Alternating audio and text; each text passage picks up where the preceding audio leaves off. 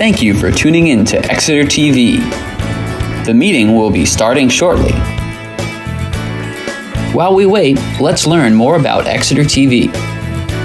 Exeter TV is the town's public and government access channels, available on Comcast channels 98 and 22. Channel 98 is your channel. If you have an idea for a program, want to host your own talk show, or submit a film, we're here to get your content on television. On Channel 22, we bring you live and replay coverage of government meetings and other town updates. A third channel, Blue Hawk Media, is operated by SAU 16 and can be found on Channel 13, with all your school sports, events, and meetings. You can watch Exeter TV online at exeternh.tv, Apple TV, and on Roku. Find us on social media for extra content. Subscribe to our YouTube channel and hit the bell to get notified about live streams and new content. Tune in to our platforms every other Friday to watch the Exeter Bi-Weekly Report with recaps of recent events, updates from town departments, and messages from nonprofits in your area. If you head to our website, exeternh.tv, we invite you to sign up to our newsletter to receive monthly updates about new content, upcoming meetings, and more. We'd like to thank you for taking the time to watch Exeter TV and hope that you tune in to our other content as well.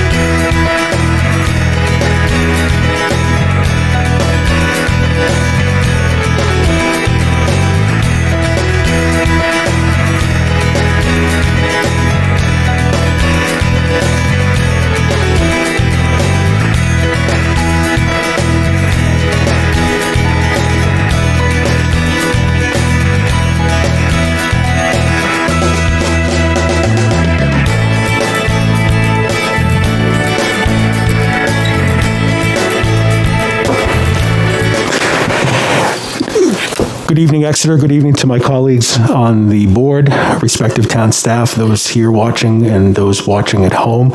Welcome to the August 23rd, 2021 Exeter Select Board meeting. I'm going to start by introducing the board. To my right, our Vice Chair, Selectwoman Molly Cowan. Good evening. Hi, Nico. Hi, everybody. To my left, the Clerk, Selectwoman Julie Gilman. Good evening. Good evening, Mr. Chair. Good evening, everyone. And to Julie's left, Selectman Darrell Brown. Good evening. Good evening. And to Darrell's left, our town manager, Mr. Rustine. Good evening. And our recording secretary, Joanna Bartel. Good evening. Unfortunately, Selectwoman Levy Roundtree Olaf had a conflict and will not be attending this evening. We do have a quorum of the board, though. And we will start with public comment. This is an opportunity for the public to come up and weigh in with any comment, although we do ask if your comments pertain to anything on the agenda. You wait till the agenda item comes up. I'll pause for a moment.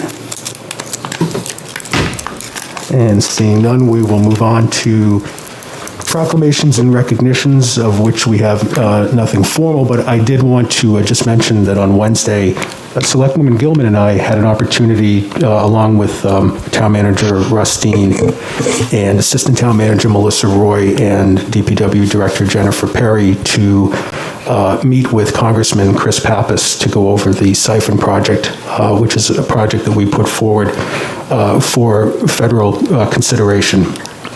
And the meeting went very well, and I just want to recognize Director Jennifer Perry, who did an outstanding job with Congressman Pappas and his staff, gave an excellent, thorough presentation, a tour of the facility, and I also want to recognize the Assistant Town Manager, Melissa Roy, who actually started this process in Mr. Dean's absence and really took the ball and ran with this. So I want to thank both of you on behalf of the town.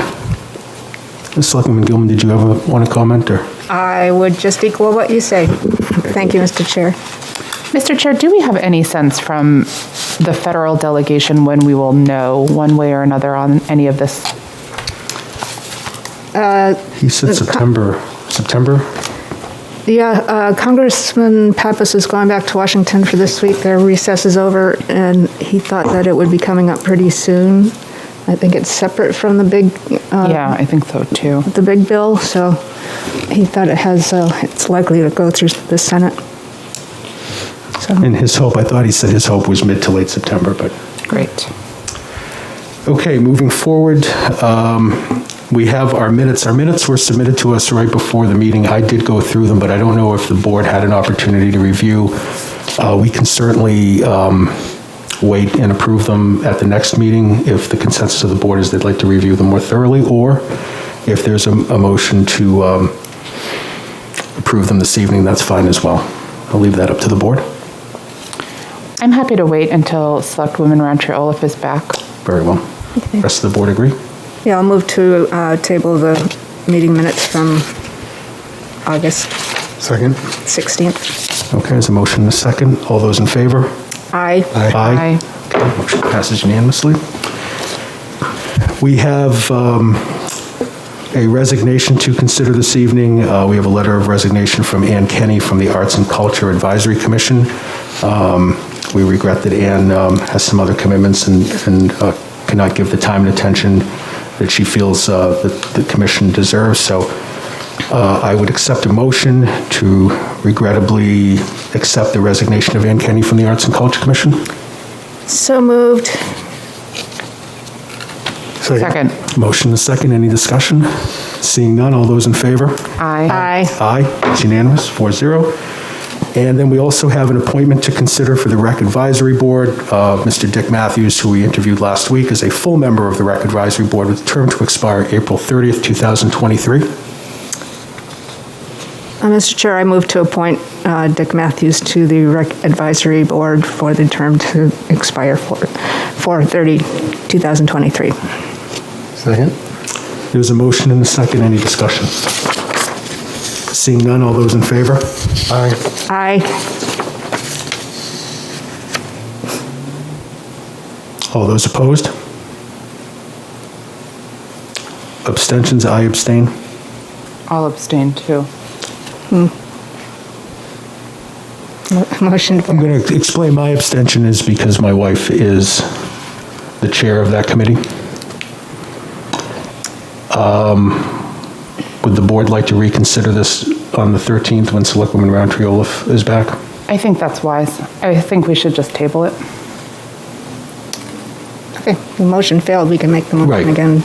I'll move to table. Can we table it if it already failed? Yeah, Yeah. you can have a different motion. Okay. So second.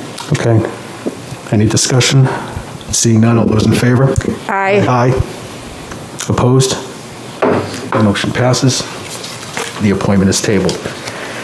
We'll move right into our discussion action items. It's a pleasure to have the superintendent of SAU 16 schools, Dr. David Ryan, with us tonight to go over the reopening of the schools next week. Last week we had Principal Bill Rawson.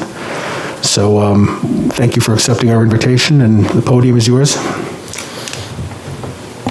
Thank you, Mr. Chair. It's a pleasure to be here. Thank you for letting me take some of your time to talk about the back to school is how we're phrasing back to school time for SAU 16. Return to school took on such a pejorative with the number of times we tried to return to school from COVID. And so we're following our traditional back to school mantra. If you go to any of our stores, you'll see back to school shopping is alive and well. And so that's what we're going to follow. I was glad that my colleague Mr. Rawson was able to come before you. He and I have connected on several items, most recently working with some of his staff over at the Academy with our diversity, equity, inclusion efforts in SAU 16. So we're very excited to be able to say that we are going to be opening on time on August 30th with all students in school every day for, we hope, to be the duration of the academic year.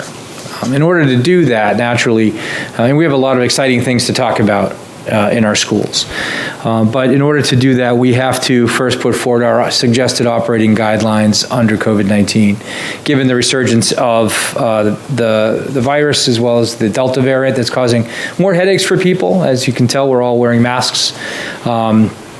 Tonight we were having our Exeter School Board meeting. We were all in masks. We're on Cooperative School District property, and on August 3rd, the Cooperative School District approved the recommended guidelines that we had set forth. That includes a number of different guidelines for in-school as well as masking guidelines based on cross between a level of community vaccination and the level of community transmission. And so just a few highlights on returning to school under the COVID plan that we've put forth. And like I said, in Exeter, they're debating this now. And we've already had board meetings with all of our other school boards starting back on August 3rd. And so we continue to work with our boards and our parents and the staff to try and build the best possible plan. We certainly know that this past year and a half has been extremely difficult. Particularly on our youngest learners. They were home, as you recall, in the spring of 2020, starting on March 13th, when we had to let families know that we would not be returning to in-person learning, and that happened for the remainder of that year. We planned all summer to try to get families back into school. Conditions didn't allow it, based on staffing as well as issues related to the virus, and so we began the year with the exception of one school district in a remote format. We then phased all of our schools back in. Our smaller elementaries were full-time every day. Our larger schools, including the two schools in Exeter, as well as the high school and the middle school, were alternating days until the last school that we were able to get everyone into school every day was January 17th, and then, physically, and then in April, I believe it was April 19th, everybody was back in school every day. So that's how we're going to start the year. We're certainly going to be following all of the mitigation strategies that are being recommended by the Department of Public Health and Human Services. We've been working with our 6 public health officers. James Murray has been extremely helpful to us. Anytime that we've been able to send information to him requesting his expertise, he's replied to us very quickly. Also working with our other public health officers. We've worked with the Division of Public Health Services.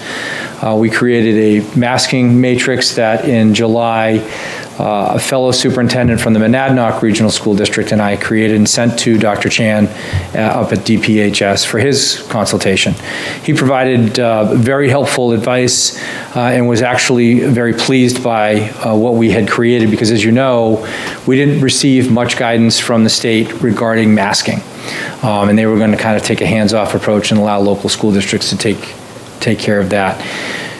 So we ran with that and we started presenting, and lo and behold, within a week and a half of us receiving that information back from Dr. Chan, a very similar looking matrix was sent out with the Division of Public Health Services guidelines and toolkit for returning to school. So we took that copying as flattery, and we shared it with all of our superintendents across the state. And right now, if school were opening tomorrow, all of our students and staff over the age of 2, vaccinated or otherwise, would be wearing masks indoors.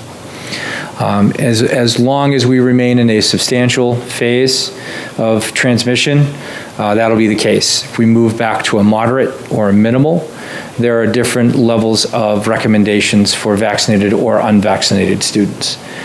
We certainly don't know when a vaccine for children under the age of 12 will become available, but we want to make sure that we're protecting our youngest. And one of the things that we've tried to impress upon people is that we follow the public health region, so we're part of the Seacoast Public Health Region.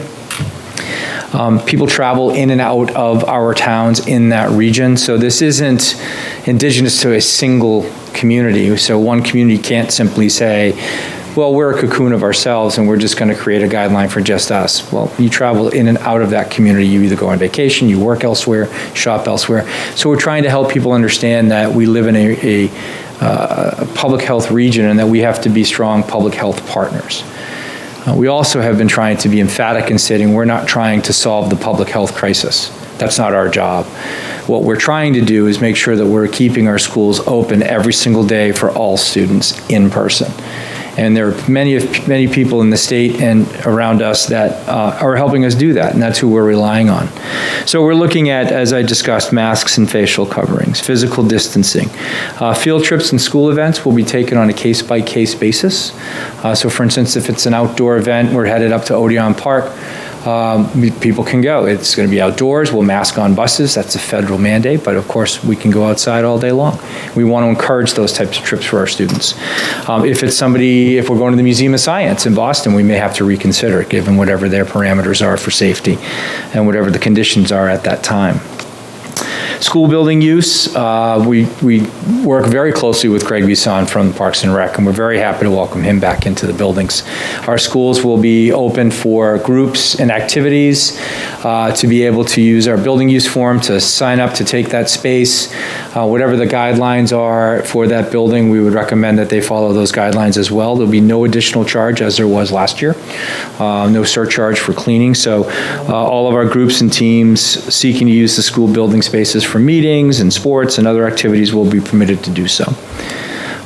Basic meetings, so as you know, public meetings are no longer subject to an emergency order, and therefore we must hold those in public session in person, which we're happy to do, but our IEP and 504 team meetings, so any meetings where parents would be required to attend, we can hold them in person. We'd like to.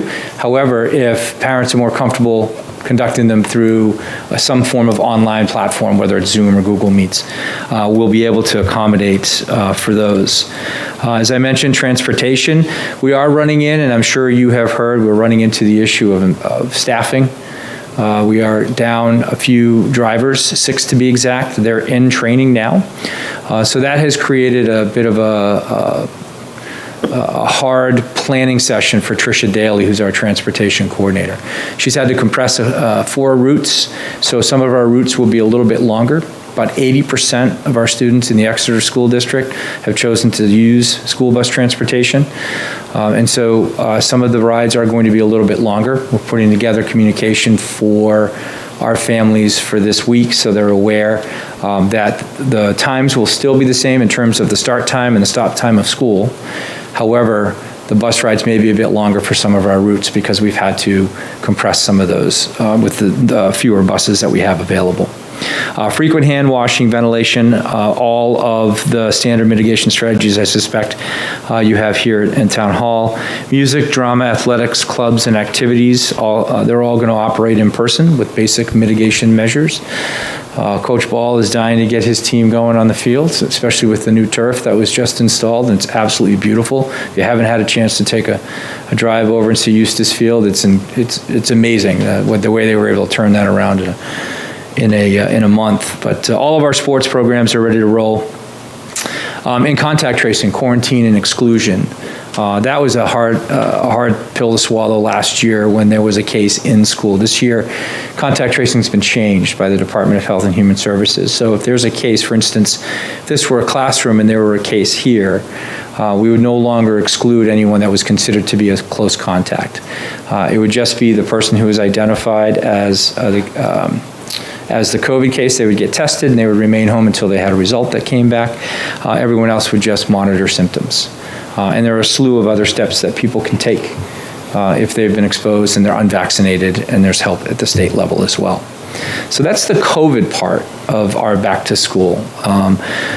Most of our boards have accepted these guidelines without any editing. The Stratham School Board is reviewing. They decided last week that they wanted to try their hand at developing their own masking matrix, and so they're meeting right now this evening to do that, and there'll be a meeting on Wednesday night with the public to go through that. But overall, we've had a positive reception to the mitigation strategies and how we're going to keep our schools open and keep students in them while everyone remains safe.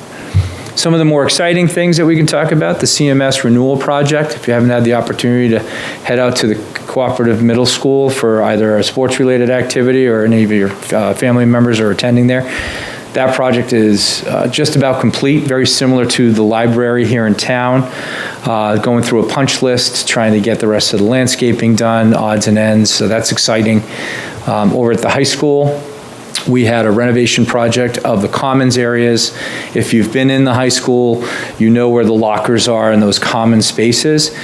If you were to return now and see the commons areas, you wouldn't even know that the renovation was just that. It looks like it's always been there, and they're an additional office space, additional learning space for students, additional individual one-on-one workspace for students and teachers. So a lot of exciting stuff going on over at the high school between the field and the renovation on the inside. There's a house right on Blue Hawk Drive at the corner of Epping Road, and not the new one, the really beautiful new one, but a smaller ranch at the entrance. That was purchased by the cooperative school district when the land was purchased for the construction of the new high school. And the reason they had purchased that house was they wanted to make sure they knew who their neighbors were. And so ultimately it became a rental unit, and 2 years ago it stopped being a rental unit. Nobody was renting that space. We've made the conscious decision, we've worked with the Department of Education and the Federal Department of Education to use IDEA money, which is special education federal funding, to transform that house into a working classroom laboratory space for students with disabilities in the age of 18 to 21. So by law, we're required to educate students from age 6 to 21. That's what we're compelled to do. And a lot of our students who fail to develop or don't have the ability to develop executive functioning skills, how to cook a meal, how to make their bed, how to put their clothes away, do their laundry, clean the floor. Those are skills that we're trying to help students learn through transition programming. We've always had to go elsewhere, and it's never been that effective because those are our kids, and we want to make sure that we're working with our kids. So we had a number of opportunities with this house. We call it the house on Blue Hawk Drive, and this is the one we chose because we think it's the right thing to do, and we think it is a huge step forward for our special education program, not just in Exeter, but in the entire SAU. It's the first one of its kind in New Hampshire. We very much like always being the first domino to fall because others will follow. And again, that will help with students throughout the state so that other school districts can do something similar. We've added a few new employees over at the SAU office. We're looking forward to getting them to come meet you. Heather Murray is our new Director of Human Resources. She is better known as Heather Gage, who worked at the Department of Education for 6.5 years. She has a background in federal and state policy, education policy, as well as a master's in public administration. And so she's already been an effective force in our HR department. And we have Andres Mejia, who is our new Director of Diversity, Equity, Inclusion, Justice. Thursday night, I'm not sure if you were able to attend or if you watched it on television, we had a very spirited 90 minutes of explaining to the community exactly what DEIJ is and is not. We had a lot of support that evening. We had a lot of people who raised some issues and expressed their concerns as well. And so the whole purpose of Andres' job is to create that space where we can come together and we can talk about the differences that exist in our thinking and our approach to ensuring that all means all. And when I say all, I mean all.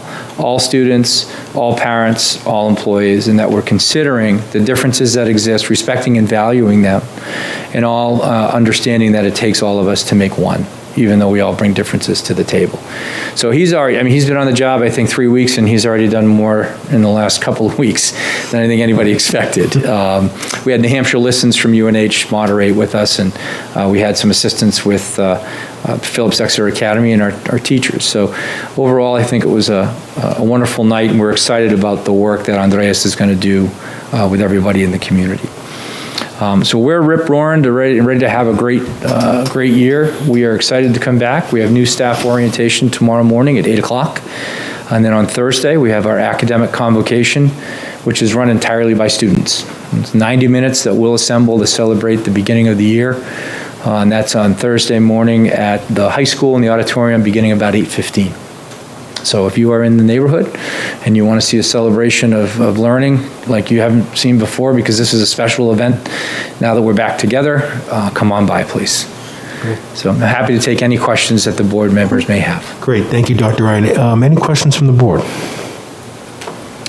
I don't have any questions. I just want to congratulate you for getting all this stuff done.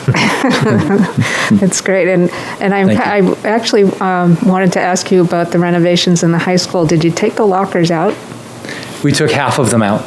'Cause Yes. My daughters never used their lockers. I thought it was a total waste of space. So I'm glad you're making a better use of it. Yeah, I think the design in the early 2000s was stemmed on that students were still using their lockers. And over time, the backpack became much more trendy, whether you were one-strapping or two-strapping. And I think that the more we recognized the lack of use of the lockers and the need for individualized learning space as well as office and meeting space, it became quite apparent we knew where to find the room. So the Cooperative School Board was very gracious in hearing about the construction project for about a year, and then ultimately assigning unassigned fund balances of $750,000 to that project. And still be able to return $4.2 million in unassigned funds to the taxpayers at the end of this fiscal year. So thank you for noticing that. But there are still lockers there if students do want to use them. And also, I want to applaud you for coming up with this mask matrix that now is, I don't know if the state's taking credit for it, but is a model for other SAUs. That's great. Thank you. Thank you. It was a true team effort. Selectman Brown? Yep, I did.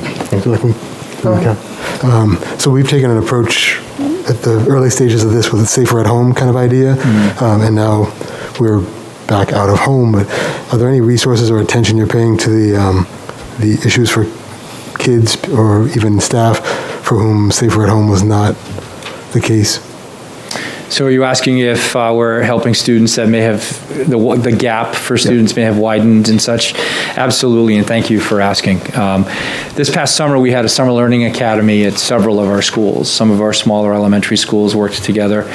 Main Street and Lincoln Street had not only their extended school year, but they were able to offer some summer tutoring to students who were identified as not having as successful an academic year as they would in a normal period. At the middle school and the high school, we offered summer learning academies.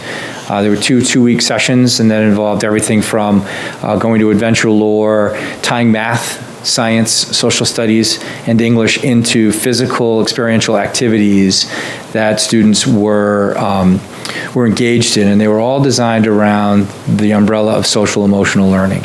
So to reconnect with students who have just had a very traumatic experience by being disconnected from friends, in a number of cases, not having some of the things that they needed to be fully successful through the year despite everyone's best efforts, and then recognize how they're going to begin this year. So all of our schools are already working with families to identify students where they are in their learning, where they left off, where the gaps are. And that's, I think, what has been very helpful with competency-based education is we can really identify what their area of strengths are and where their areas of opportunity based on the progress that they made or didn't make over the course of the year. So think about a typical first day of school for students well before COVID. You went into school, you showed off your new clothes to your buddies, you got into your classroom, your teacher started going over classroom rules, did some introductions, moved through the class and started to, I think, introduce some of what the learning was going to be and do some reading and math and so forth and so on. This year is going to take on a very different look. For the first few weeks, it's going to be all about welcoming students back into the routine. It's about bringing students back in to help them learn about school again, that we're not going to be on a screen and undevelop, I should say, which isn't even a word, but undevelop some of the bad habits that we've all kind of developed over the course of the last 18 months. But a lot of it starts with connecting and building relationships right off the start with students, and then spending a lot more time with our students who we identify in a Tier 2 or Tier 3 situation, which require a lot more attention. At the high school, we've added a mental health counselor as well as our social worker, school social worker. So there's going to be a lot of work done around students who are still, feeling the effects of being separated from their mainstream.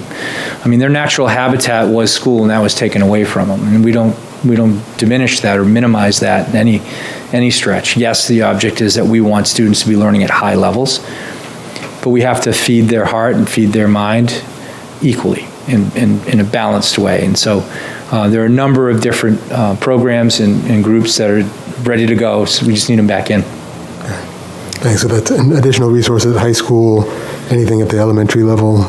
It's on par. So at the elementary level, we still have our social workers. And we have a number of different paraeducators who are going to be devoted to SEL work, social emotional learning, as well as our counselors who have been planning to kind of conduct the same type of work. We don't have an additional mental health counselor at the elementary schools.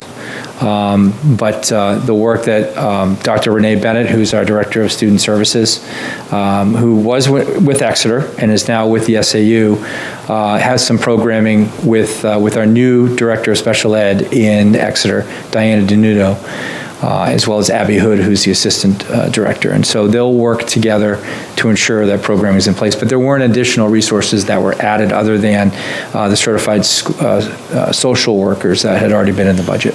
Okay. Last question is, Sure. So food security during that, is there attention to that as well? Absolutely. And that's one of, I think, our food service director, Jean Pierce, and the work that she and her staff have been able to do since the start of the pandemic is to address food insecurity. We're setting up they set up distribution points, ensuring that all families had food.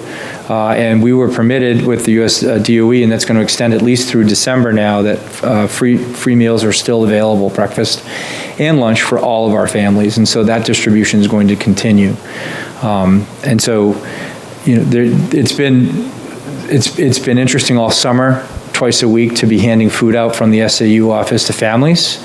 And we've had a large number of families take advantage of that, and we anticipate that that's going to happen again this fall. And so paying close attention by tying in, not just through food service, but really our counselors and those paraeducators that I had spoken, kind of getting into the home, to make sure the conditions in the homes are where we believe they need to be, and how we can be helpful in making sure that those conditions are conducive, not just for student learning, but also for any food insecurity issues, connectivity issues, that we can be helpful there as well. And through December is based on federal funding? Or? It is. Yeah, okay. Thanks. And we're hopeful that it extends, because I don't believe that COVID's going to go ever, but I'm hopeful that for this, it extends through the academic year.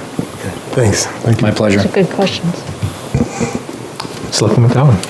I don't know that I have any questions necessarily. I think Selectman Brown asked some really good questions about the reintegration and the continued support that I think, a lot of families really depended on.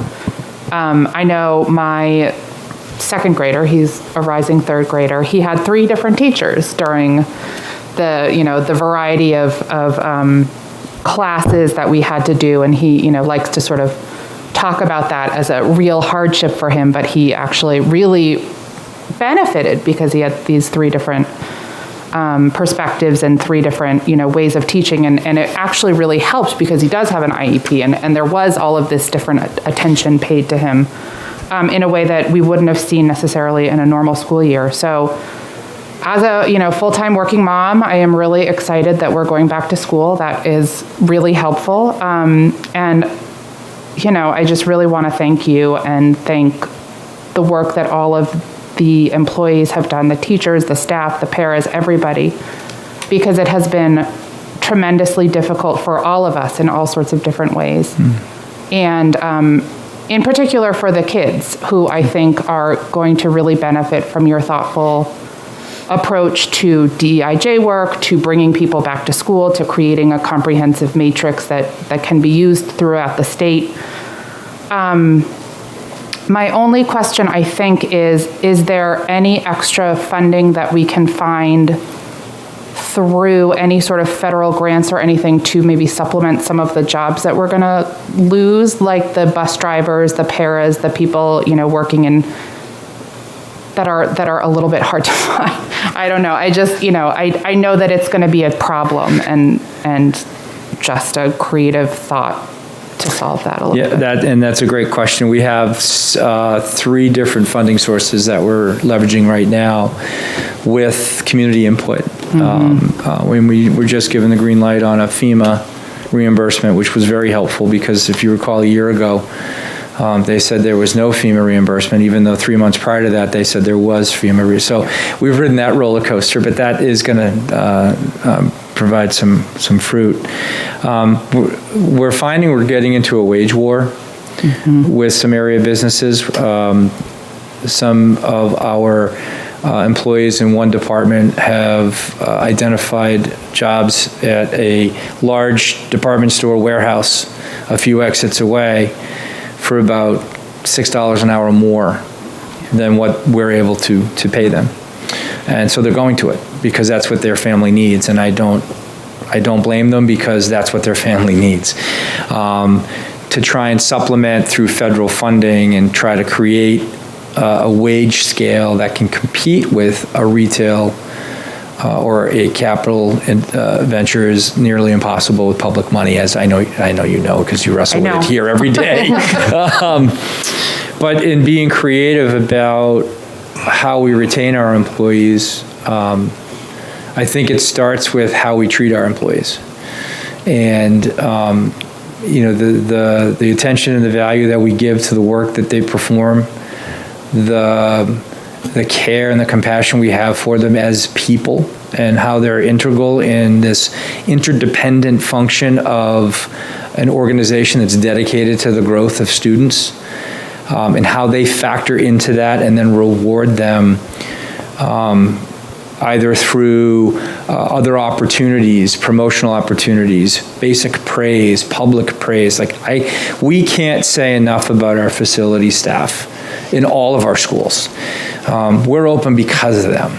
That plain and simple, right? Our paraprofessionals, our school nurses were amazing last year, and yet, we still can't pay people what they deserve for the jobs that they do. We can pay what we can afford and what the public market will bear. So I think our approach to creating this family atmosphere that is SAU 16, and when we're talking about Exeter, our 3 schools in Exeter, EDP, Main Street, and Lincoln Street, how they all function together and how they serve the very community in which they operate, has been very helpful. It's not been a mass exodus of employees by any stretch. We still have teachers that have been here 30, 35 years, and people are clamoring to come. I interviewed 3 more people today. So I'm always open to creative ideas on finding ways to create a better funding structure for particularly our folks who work in the non-certified areas, whether that be our tradesmen, our facilities, maintenance, food service staff, paraeducators.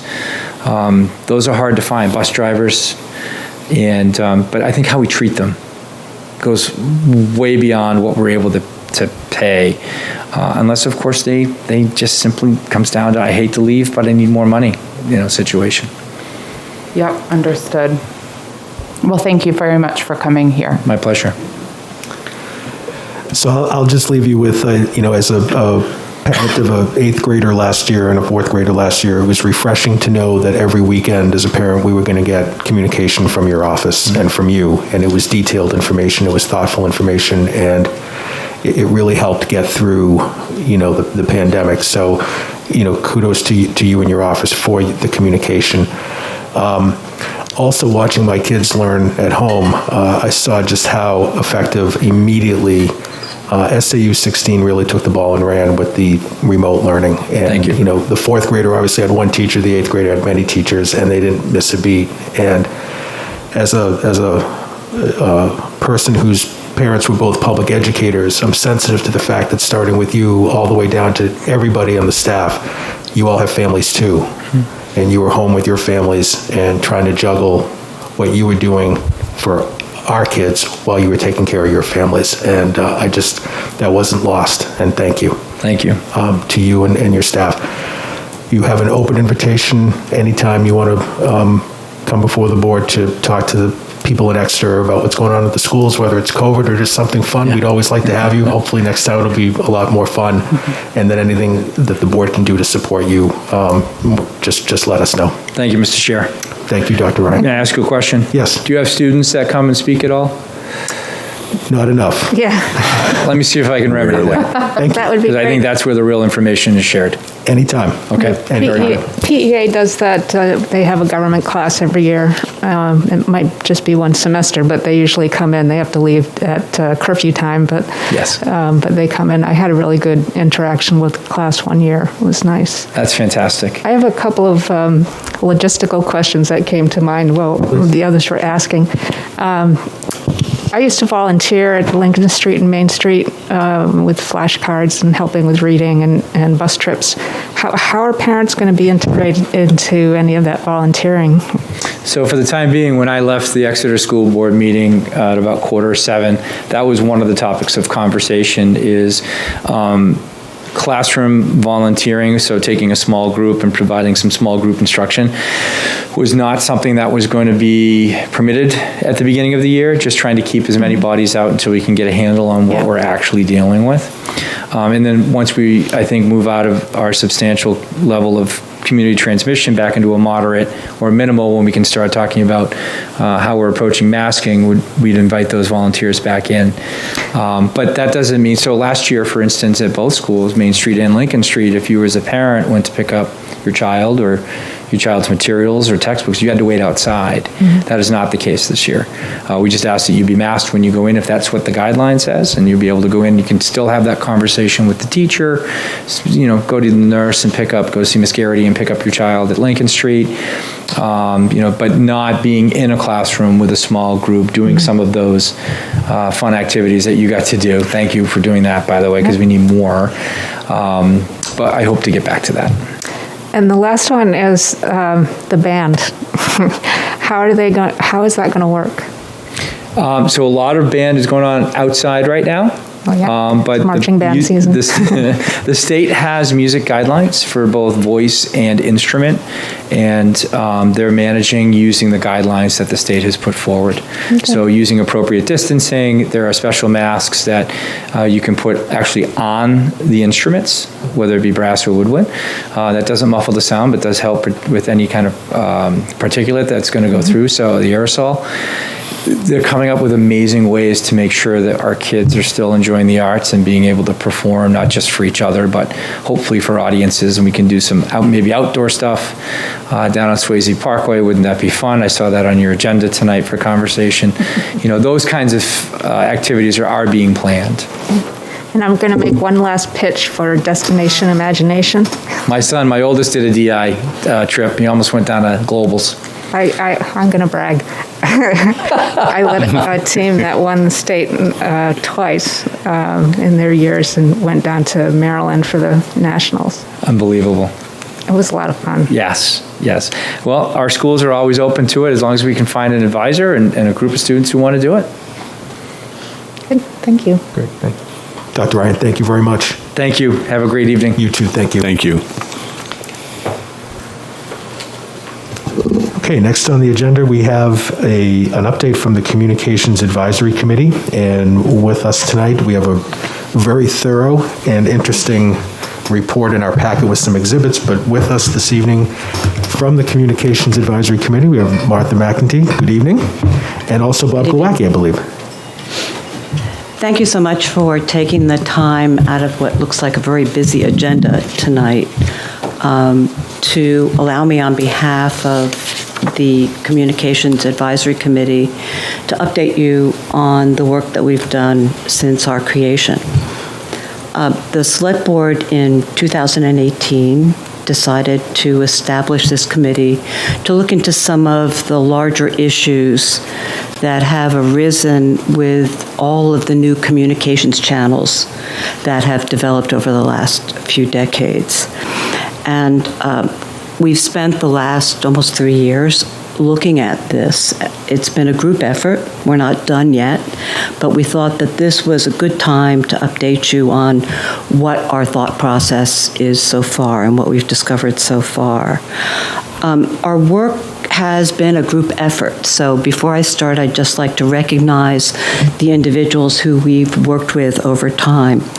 On a sad note, we're losing this week our chairman, Connor Barry, who moved to town only a couple of years ago and jumped in to lead our committee. He is moving with his wife from Exeter to Bedford.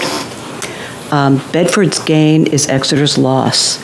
Connor was an extraordinarily effective leader. I told him that he has my top praises for herding cats. He ran our meetings, whether they were in person or by Zoom, with flair, humor, and efficiency. We actually got things done, even over Zoom. So I'd just like everyone to recognize what he did for us, and we're all very sad to see him go and wish him the best. The remaining members on the committee are Lindsay Sonnet, who's been with us since the start. She's been terrific. Bob Glowacki, who's our Exeter TV rep, has really been a workhorse in getting all the details together for us and providing technical advice, doing a lot of research. Nina Braun, who couldn't be here tonight, has helped us significantly. And Select Board member Darrell Brown has been our Select Board designee. Andy Swanson has also advised us from the very beginning.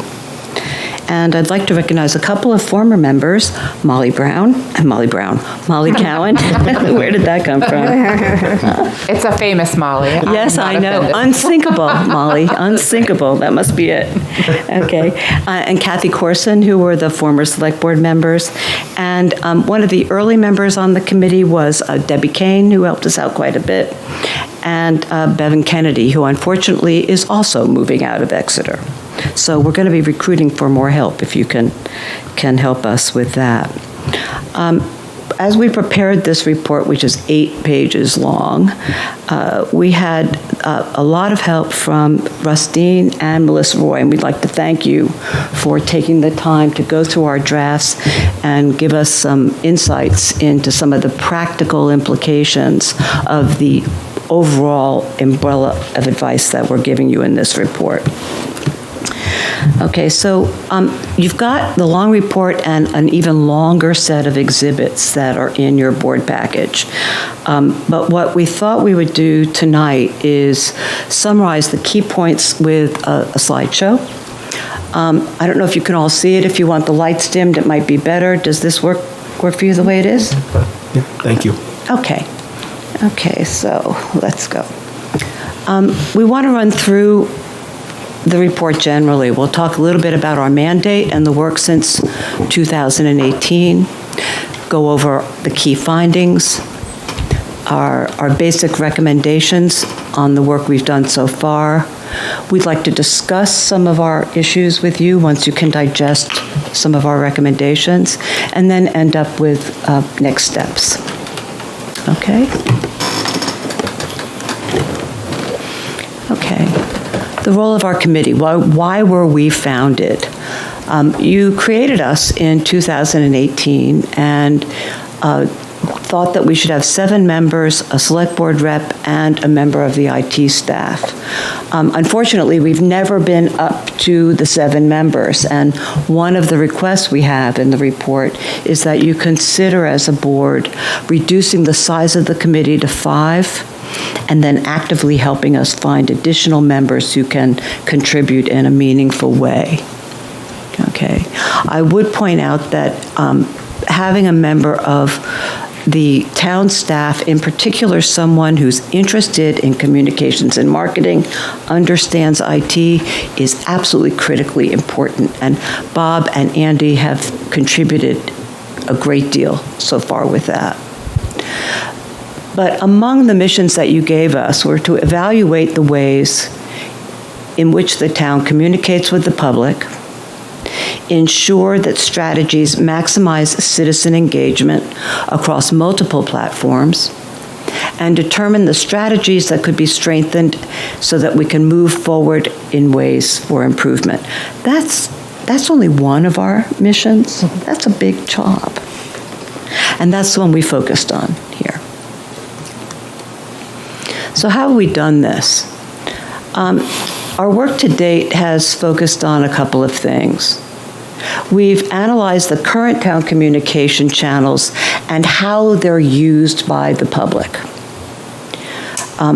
A lot of that work is in the attachments. You can see the granular details if you're interested, including things like how many Facebook pages do we have? How many hits have we had on the website? Things like that. We also conducted a communications survey in 2020, and the detailed responses are all listed in the attachments. Our memo highlights the themes that came out of that survey work, and we gathered informal feedback all along the way. Bob Glowacki served as a resource to various town departments. We were sort of trying to implement some new approaches and new ideas along the way, and Bob carried the load on that, and we'll talk a little bit about some of the examples of what we've done. The committee as a group also took on the responsibility for writing plain English summaries of the warrant articles for town meetings in each of the last 3 years. And we spent a great deal of time sort of consolidating our findings, chewing over them, and making recommendations in this report. So let's go into some of the details. This is a good example of one of the things that Bob did. During the election, we actually tried to use the website and other channels to explain to voters what we were doing. So we put our warrant article summaries in this really eye-catching, user-friendly way on the website. Just an example of one of the things that we can do to improve communications and translate the technical legalese into something that will actually motivate people to get to the polls and vote. Okay. So we wanted to step back and think, what's the basic question? What are we trying to do here? And we think that really we want to see, how does this town want to present itself to the public? We're dealing with several different entities, departments, DPW, Parks and Rec, the library, the town clerk, elections, the television station, the River Commission, all these different bodies. And everybody has their own modus operandi, but they're all using the town of Exeter as the umbrella to communicate, and that's sending a message about our town. How can we best present our town to the public using the different communication channels that are now available? Okay, and one of the things that we think is a fundamental step that we need to take is that we need guidance from you as the select board. We need to establish communication guidelines that will apply to all of the various entities that operate under the aegis of the town of Exeter. We'll also need, policies and best practices to ensure that town staff communicate clearly, accurately, and effectively. And after thinking about this a lot and looking around and seeing what other people are doing, we're recommending that the town designate a communications coordinator to oversee this process. And this is someone who we envision having a dual role. They'd serve as a resource to each department to deliver their message effectively. And they'd also serve as sort of a quality controller to ensure that the information that's held out under the umbrella of the town of Exeter is readily available in a coherent and beneficial manner in accordance with the guidelines and the best practices that we establish.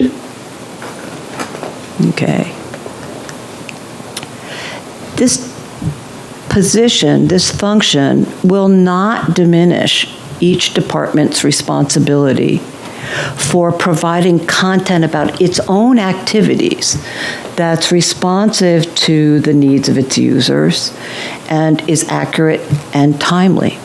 Okay, and we're suggesting that once we put together these guidelines and best practices, and we have someone who's going to be available as a resource to help the different departments, that each department designate one of their staff members to be responsible for their communications. And we'll talk a little bit more about this later on.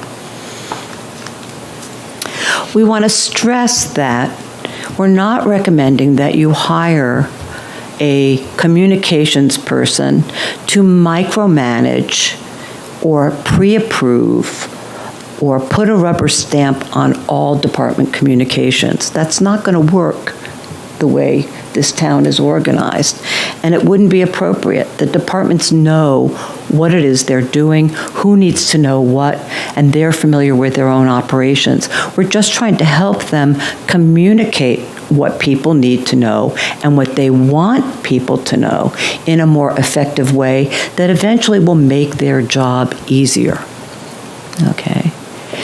And we think that this is something that really is going to have to be discussed and determined with further work on your part with the select board and the town manager to determine how best to fill this role. I mean, Bob and I have taken a look around at different towns and cities in New Hampshire, and there are a couple who actually have someone who is designated as the town communications officer. Okay, the most salient one we found recently is that the city of Rochester has someone with that function. And you know, their website looks great. We didn't really delve into all of the details, but that's one extreme. It's entirely possible that you could find someone who has an existing job, one or more people, and combine it or reclassify it to suit this role. That's an operational question that's up to you guys. We're just suggesting that this is a role that needs to be filled in some manner. You're the ones who'll have to decide what the best way is to do that. Once we've got the guidelines, once we've got the communications coordinator established, another key thing that we'll need to do is to establish staff training, okay? And the communications coordinator is going to be able to assist in basic training for staff people on the line. But we think it's probably a good idea for each department to choose a point person who will be responsible for overseeing that department's communications. And this is going to be something that would have to be formalized to a certain extent, you know.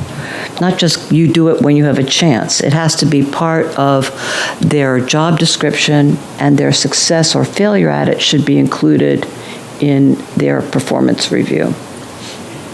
Okay. The training might have to be updated if we have new technology or best practices. Okay, so those are our overall recommendations. Let's talk a little bit now about particular channels of communication. The ones we think should be priorities for the select board are the website, the use of push notifications, alerts, and subscriptions. By push notifications, we mean things where the user, the resident, doesn't have to actively go out and look for the information. They receive the information as a push from us, whether it's an alert by a text, an email, a subscription, or whatever. And we've discovered in our research that more and more as time has gone by, that's what our residents want. And the third priority area that we're looking at is social media presence. We have lots of Facebook pages. There are some people who have been responsive in our survey who don't want us to have anything to do with Facebook. But our conclusion as a committee is social media is here to stay. People want to use it, they rely on it, and we've got to grab the bull by the horns and figure out how we can use it best for the town. What this report doesn't cover are other communication channels, most notably Exeter Television, and more traditional things like press releases, public forums, printed newsletters, and phone communications. We also have yet to focus on our audience who's not comfortable with modern communications technology. It tends sometimes to be seniors, not always, but these are audiences and concerns that we want to address in the future. Okay, so let's dive into each one of these communication channels in turn. The website, exeternewhampshire.gov. The website really is the primary source for up-to-date and accurate town information. And we tried to look at what's the purpose of the website, what are the purposes, and there are several. One is image. And we want to establish a positive, attractive web presence for the town of Exeter. We also want to put practical information on there. What kind of practical information do you most hear people talking about? When is my garbage going to be picked up? When is recycling day? When are you going to be repaving the roads? What happened with the water improvement? How do I get my dog licensed? How much is my real estate tax going to be? How do I register my wedding? How do I get a death certificate? All kinds of very basic things. News about the town. Calendars of meetings and events. Also, something people commonly look for now is forms, so they don't have to come to the town hall. They can just get information and print it off on their computer. And if that can be done online, it'll save work for people in the office. And finally, as an overall purpose for the website, we want to help foster a sense of connection to the local community. So we sort of put together this schematic that the town website will sort of be like the encyclopedia of all the town information, and it can feed into all these other channels, okay? Like social media, mobile text alerts, email and newsletter, television, local papers. The core of the information will be here. How it's communicated may differ depending on the particular subject that's being dealt with. Some departments may find different channels work better for them. But the information has to be accurate, consistent, and complete. And we view the website as the place where that all gets gathered together. Okay, so what are some of the issues that we found with the website? I mean, a lot of us started out saying, oh, we have to get a whole new website. This website platform is terrible. Well, we did a lot of research and we found out that the platform itself that's provided by an outside company is actually fine, and it's as good as any available in the marketplace. The question is, how can we use it more effectively? Okay. We don't currently have someone who's officially designated as the webmaster who will centrally coordinate the way the website is put up. And that has led to some confusion at times. You'll see inconsistent presentation of different departments' information that can confuse people because they expect different parts of the website to operate the same way. And it's not uniform, it's not predictable for the user. So different department, what we call landing pages, look different. And we'll give you a few examples. Okay.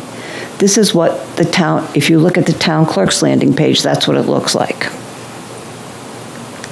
If you look at Parks and Rec, a whole different presentation.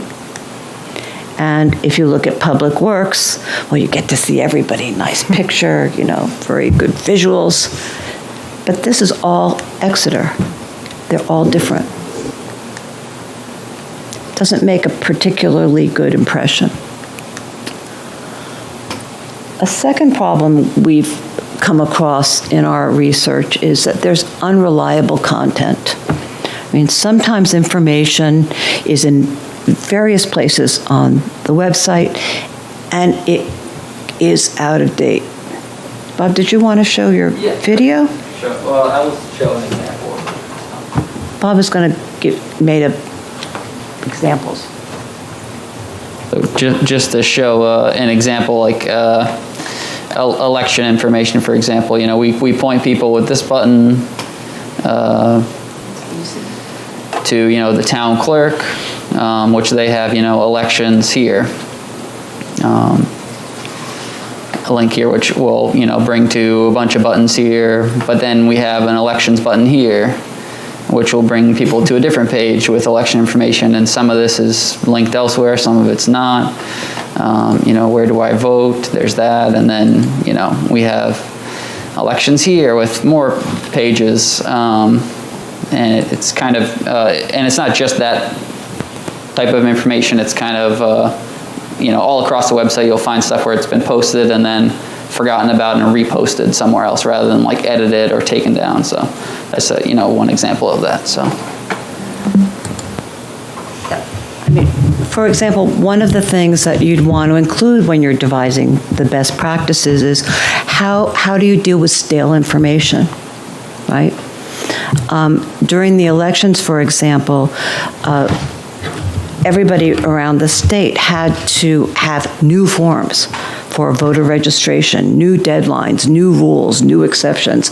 At one point, different forms and incorrect forms were up on our website. We were able to get that fixed, but it was because people noticed it and complained. It wasn't set up so that there was a procedure automatically for that information to be put up and checked to make sure it was correct. And at a time when there was so much controversy going on, we want to have our system look squeaky clean. And when we don't have a procedure to ensure that it's done properly, we put ourselves at risk. Okay. Another problem we've had with the website, and this came up with a lot of our research, is that the search functionality doesn't work particularly well. And Bob was going to give you a yeah, so just to show you again, a lot of people, and one thing to note with this, a lot of people complain about the search functions on here, but 80% of people do not go to the homepage and then find their content. They're searching for it on Google, and then it goes to that page directly. Like, most people do not go to a homepage of a website. And that's according to our Muni code, the people who do our website. But, there are simple fixes that we can do, and I'll demonstrate that. So if we search for select board, for example,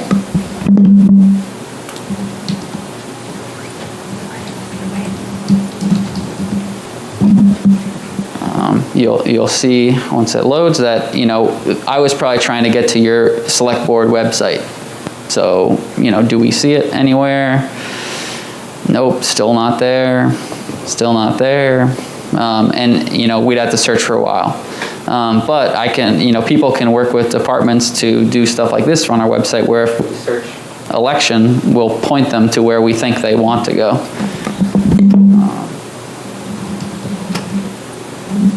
So you can program our website. And this is something that our website's had since day one and just never used by any department. So, we just pop this up. So if they typed in election, vote, anything like that, it'll pop up with this and say, hey, you're probably looking for election information. Why don't you go here? And that's something we could do with, trash pickup. We could do that with town meeting, anything like that. But just something that was unused that we're paying for.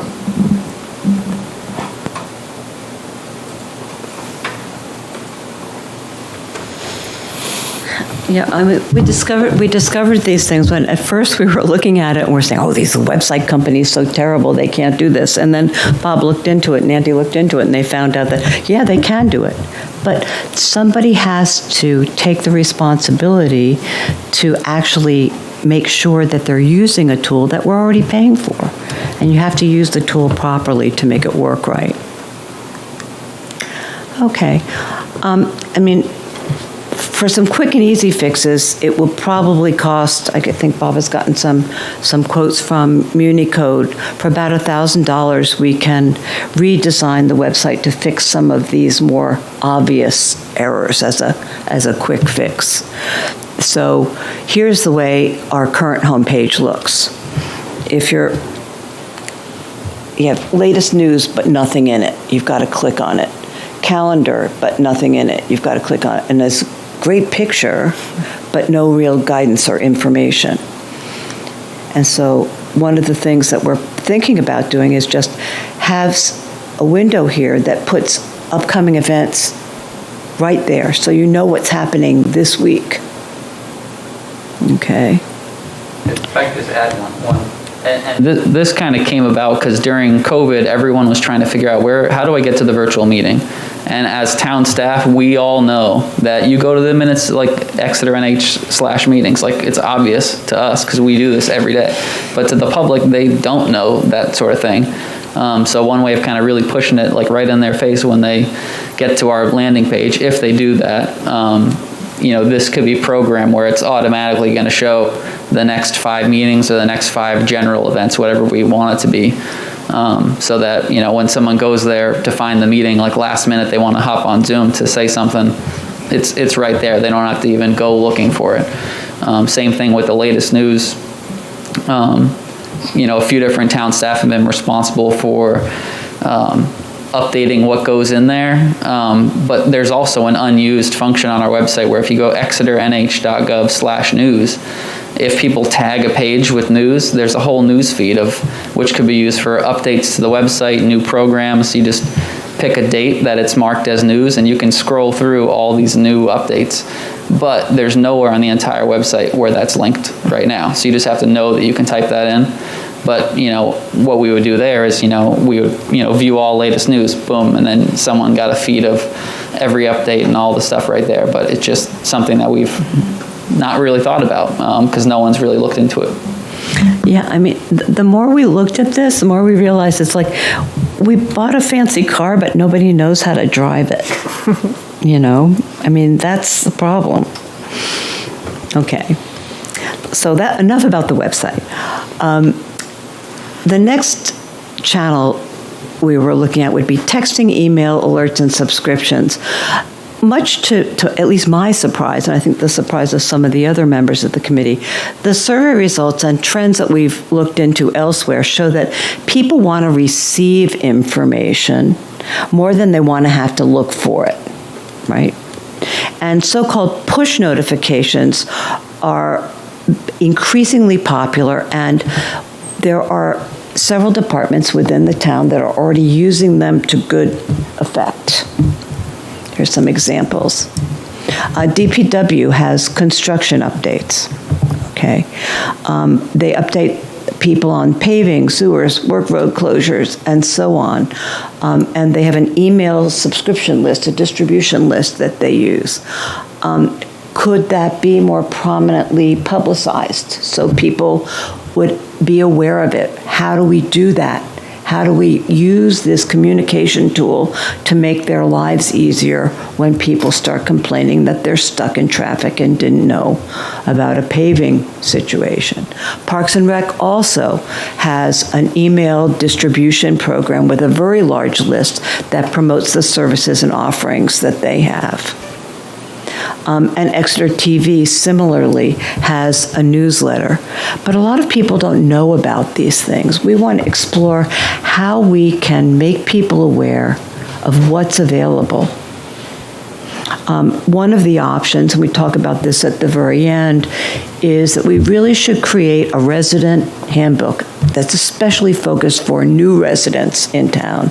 And perhaps we could get the real estate agencies to help us with that, or the Chamber of Commerce to help us with that, and show people, here, you have kids, you want to find out about Parks and Rec, here's how you do it. You commute to Boston and you want to be sure that you know when the roads are going to be closed, here's how you can get on a list for that. But increasingly, people want to be passive, and they want to get information about the topics that affect their lives the most directly. And they can get it on their smartphone, they can get it on their email list. And we haven't looked at all about paper distribution. That's another issue. Whoops. Okay, sorry. Okay, so we want to look as to how the various departments in town could expand the use of these so-called push notifications. Should they have more newsletters? Should they have more email distribution lists, more texting lists, capability to notify people when they may not be home, may not be on a computer, to find out what's going on? What demographics are going to want to use that? When do you need an instant notification? Okay. Because again, texting is actually taking over from email as the preferred method of communication for people. We did put our toes into the water with something like this when we purchased this My Exeter NH app. When was that, Bob? How? I want to say it was 2018, 2019. It's 2018. 2018, in the past couple of years. And, you know, in principle, this was supposed to allow immediate two-way communication between residents and town staff, so that someone could say, gee, type in a text that says, there's a pothole on my street, will you fix it? And the town would get back to them and update them. Great idea. It didn't work. It wasn't heavily used by residents or town staff. It was sort of rolled out without, again, a car without driving lessons. But now we've taken a look at that and decided that we don't want that app anymore. And didn't we cancel the contract, I think?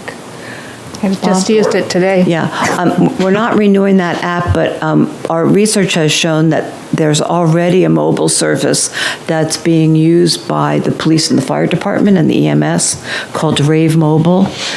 And it appears that there's no real reason why that same platform can't be used by the non-emergency departments in town to do these kinds of push notifications. And we can save several $1,000s by getting rid of the My Exeter NH app that was not really used. Okay, so the nitty-gritty here. We haven't done a lot of detailed research into cost and how you do this. This is an operational question that's for management, not for an advisory committee. But one of the things that jumped out at us when we were reading through the Carsey report that Nick Campion did a few years ago, are you familiar with that? What a great piece of research that was.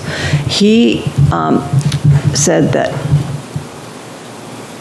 looking at the budget here, we spend less than 1% of our operating budgets on communication efforts here.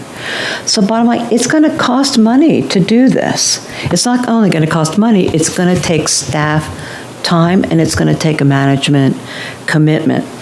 And that's the hard job that you guys are going to have to do and figure out how you're going to do this.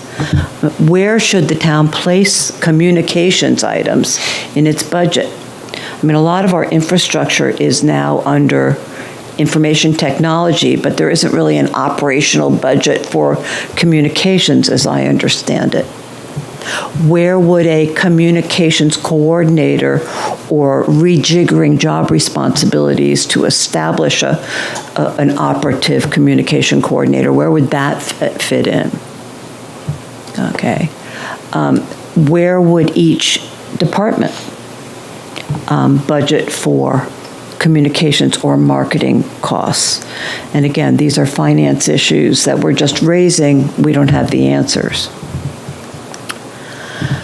So next steps, we already mentioned the idea of having a resident handbook or guide, especially targeted to new people in town. I think our committee, with your guidance, needs to look at other communication platforms, like the television, like meetings, like forums, and to deal with other special audiences, like seniors, that we haven't had a chance to look at yet. actually create communications policies and best practices is going to require you to take this thought process we've started, which has so far been focused on the users, right? Residents, people who go to the website, want to find out about Exeter, and taking it to the next level and looking at the providers, the town staff, and seeing what is it that we could do in terms of communications to make your job easier, to make you more effective, and to make residents in the town realize that they're getting their money's worth when they're paying their taxes here, right? Because there's so many unsung heroes in this town, unsung victories. And Jennifer, I hope you don't mind, but I'm going to call you out for this. When I first moved here several years ago, I was told you got to get bottled water because Exeter water is full of arsenic and other bad things. So I'd go off to Market Basket and I'd come back with those 50-cent bottles of water and haul it upstairs, right?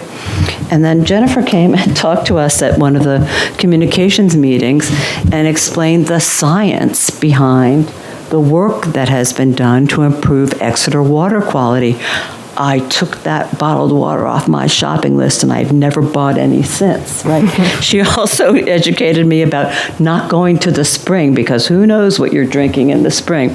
So I live in the Exeter Mill, right? And most of my neighbors, they're still buying the bottled water.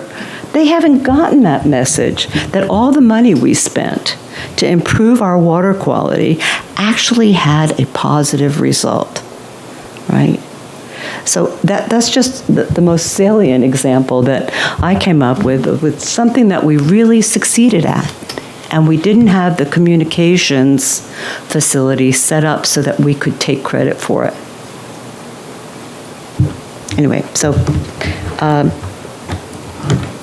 that's all we have to say. I thank you very much for your time, and we really look forward to hearing how you've digested what we've presented. I know this is probably a lot to swallow, especially 8 pages of single-spaced reporting and 40 pages of attachments. But we look forward to getting your guidance once you've had a chance to evaluate what we've suggested, and hope that we'll have an ongoing dialogue. Thank you. Thank you, Martha. One of the signs of an outstanding report is that you answered all of the questions that I wrote down yesterday while I read this out on my porch listening to the rain. But the report prompted me to make 8 other talking points along the way. So very well done by the committee. And I'm just going to jump aside for a second because I'll forget. I always forget something. I don't want to forget thanking Connor for chairing this committee, for all that he did for the committee, working with you, and we will, the town of Exeter will miss him. We wish he and Lucy the best of luck in Bedford. Absolutely. But I'll jump back to the report. One thing in particular, Selectwoman Round-Triola and I are working presently on looking at all committees and the functions of the committees, and so a lot of this is going to be very useful in the work that we're already doing. Where it pertains to you, though, as I agree with you, I think maybe you have too many members that you've never really filled. And that doesn't mean that in the future we can't move it up to 7. But if you've never had 7, then I think maybe we need to look. I think 5 is a reasonable number. Mm-hmm. Great. And I want to thank the rest of you for the work that you'll be doing in Connor's absence. And we will work very vigilantly to recruit some good members to work with you. One thing I wanted to just bring up, because I remember it was 2018, but 2017, Bob, was the first time that you and Andy came before the BRC with the My Exeter app. And I remember being a huge proponent for it. And at the time, it seemed cutting edge. So I guess one question I'm going to ask, doesn't it need to be answered now, is that 5 years later, is it already obsolete? And because 5 years ago, it sounded pretty exciting. And now, I mean, I agree with you. If it's not being used, then I think the app itself, there were no issues with the platform. There were minor issues with the platform, like it didn't work well with our town website. Like some of the feeds from our town website weren't what the app needed to pull it in like effortlessly, and we were kind of sold on it'll just sync up with all your stuff perfectly, and that didn't work really great. But the main reason we got it was this report and issue feature to be a two-way communication. And I think it kind of, we didn't really adopt it. We bought it and didn't adopt it. And then, the town, because we didn't adopt it, residents in town didn't get on board and start using it. So it kind of, we purchased this service and didn't use it. So that's why I think that failed. And that's why I think, and the committee, I guess, would probably say this, is that the, town department time would be better spent just sending information out to people rather than like having a back and forth.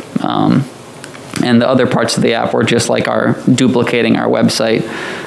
So yet another place where we have to make sure information's kept up to date when we should just focus on the website and sending that info out. So, but the app itself was, it's great. A lot of towns use it, or cities, but we just didn't use it. So. And your instructional on Channel 22 got me through setting it up. Yep, yeah. So there's definitely that instruction video has played, I don't know, 100,000 times probably since the time we bought that app, maybe even 1 million. So it's definitely been out there on our website and stuff. So, Mr. Dean, obviously, a lot of this is budget and resources. So, you take a look at, we're looking at the big picture here, and then as a board, we have to talk about incrementally, how are we going to go about getting to where, your recommendations are, and where do we start, and what can we do in 1 year, 2 years, 3 years. But if we're already paying for something on the website, and this isn't, this is just something we can discuss at a later date, but if we're already paying for something that can be done, that seems like an easy fix. That does sound like an easy fix. So that would be first, I think. I would think so. And then I think, just looking at what we've done in the last couple of years, we've had other advisory committees come looking for staff. And obviously staff is one of the hardest things to review when you're going through a budget, particularly for a town this size. So that's not to say down the road that there wouldn't be room for staff, but I think what we would realistically need to do is look at the resources that we have in place now. Can we allocate one, or does it have to be one person? Could it be, ideally, the less people involved, the more it's going to be streamlined. But, I'm thinking of something we did a couple years ago where you just try to reallocate resources. This was for another request where we didn't have the money for personnel, but yeah, I think there's a lot to think about here, and those are the things that we'll have to take and look at in steps. But certainly I think, Mr. Dean, that's probably the first step we can tackle now, is looking at the website. What are we paying for? What can we do?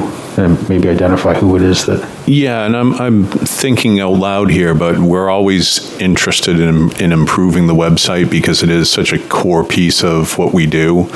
And I know that our communications procedures are they're decentralized at the department level. A lot of the departments have autonomy over what they put on the website. So the concept of a webmaster, I think the closest we get with that is the IT department. Basically, we don't have a named webmaster per se, but they act as sort of a clearinghouse webmaster type of entity for us. And then our departments are pushing out information via the website on a regular basis, because obviously we have different departments that have different missions and they're doing different things day to day. So things like police and fire and public works, you're going to get a plethora of different information from each of those entities. And, this is something we just have to take in context of what's being said here, and maybe look to start making incremental improvements in our website and what we do with it. Not to speak to the other issues like pushing out text notifications. I mean, that's a world that we're just beginning to get into, and we haven't gone too far with it, but that's something we can talk at the department level about as well, to see what people might be able to do more of to help that along. Yeah, and certainly utilize, if we're paying for something, getting, our money's worth on Yes, yes. I'd love to hear your thoughts from the board. Selectman Brown, you're the select board rep to the committee, so we'll start with you. Yeah, so I'd like to thank the committee for, it's amazing work. And from other work in the town, I've heard a lot of sort of offhand, have the communications committee do it in a tactical sense, have them put something on the website or make a thing. And so what I've seen of the committee, based on the talents brought to bear, is this very strategic work that has helped give us a high-level view of almost like an auditing.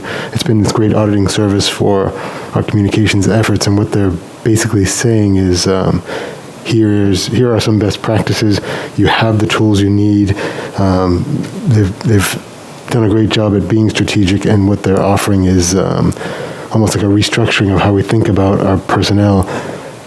You could see it as bringing new people, but also not to throw the newest person under the bus, but the assistant town manager role, for example, is doing a lot of this de facto on the ground by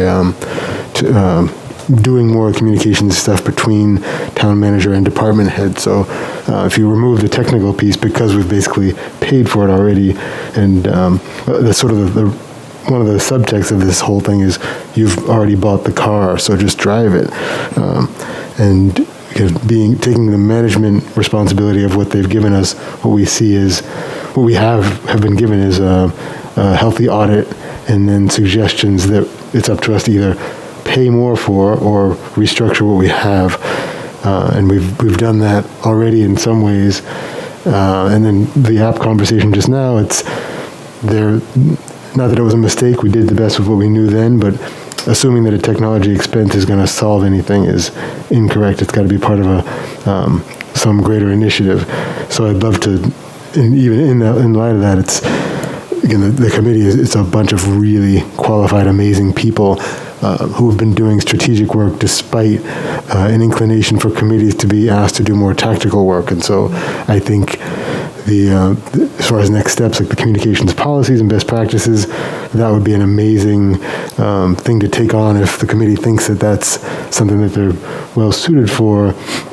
But leveraging the strength of being strategic and continuing to be this resource for the auditing, for the high-level thinking, is amazing. And whatever we can do to make sure this committee stays at this level of sort of think tank for our communications efforts, rather than be dragged into the tactical, would be amazing.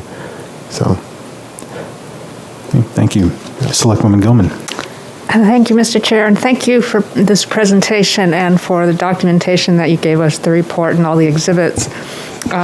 This is something from how to push out things and having a webmaster of some sort, making sure all our links are still active and the dates are, the new reports are at the top and the old ones are at the bottom. Simple things like that are things that I've just been impatient. I want it. I want it now. And so having this overview from citizens and the survey that you did is granular and did not surprise me whatsoever. I think it's really important for us to use to get this started, to get the improvements started. And it's a conversation, like you said, that this board has to have, but we also have to have it with the departments to make sure they buy into the presentation we want to make, how we want to present Exeter, and to make sure we get the consistency. That's one of the things that has bothered me too. It's that even I, who knows how to get around the website, is really bothered by the lack of consistency from page to page. And I still have to search for the zoning ordinance. I don't know how to find it on our website. So I downloaded it. But so there are things like that I've recognized and that's what people in the survey recognize. So having this higher view of recommendations is a good plan for us to go through and try to solve. We have now a springboard, I guess, and whatever further work you do can get us closer to the water that the springboard is that we're diving into. So I really appreciate that work that the whole team has done. Thank you. Selectwoman Cowan. Thank you, Martha, and the rest of the committee for all of the work you did. I miss you all. I think it's been it's been a year and a half plus since I repped the committee, but it was a great committee. It is a great committee with a lot of hardworking people. And I really what I love about this is there is the makings of a really good strategic plan, I think, in terms of what our communication should look like going forward, including the things that we can do for free, the things that, are easy, the things that all of the departments can do with a relatively low lift. And then, sort of talking more about, okay, what does the app look like? I was looking at it on my phone and I haven't used it, in I don't know how long it's been, but it's been a long time. What does it take to get all of the various departments to have a uniform social media presence or like have their page look the same on the website? What does it look like to start a sort of welcome packet? Who are the people who go talk to the Chamber of Commerce, the realtors, the whomever? Who goes to the schools to get how do you enroll? What are the parameters for free and reduced lunch? Like, all of these things are very useful for when you come to town, and it would be great to have it compiled all in one place. Those are the things, in my mind, that we can do for a relatively low cost. And then the communications coordinator and that's a new position, so that would be a BRC discussion.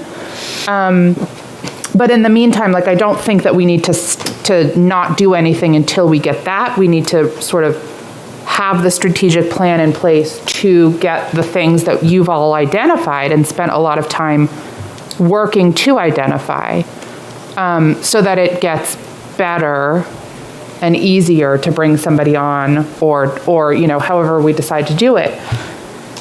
And so I would love to, I think this dovetails nicely in with the work that you and Levy are doing in terms of what other committees are doing. How can we have some of that work tie into this work? And then ultimately, who's in charge? Who's responsible to make sure that all of the department pages look the same?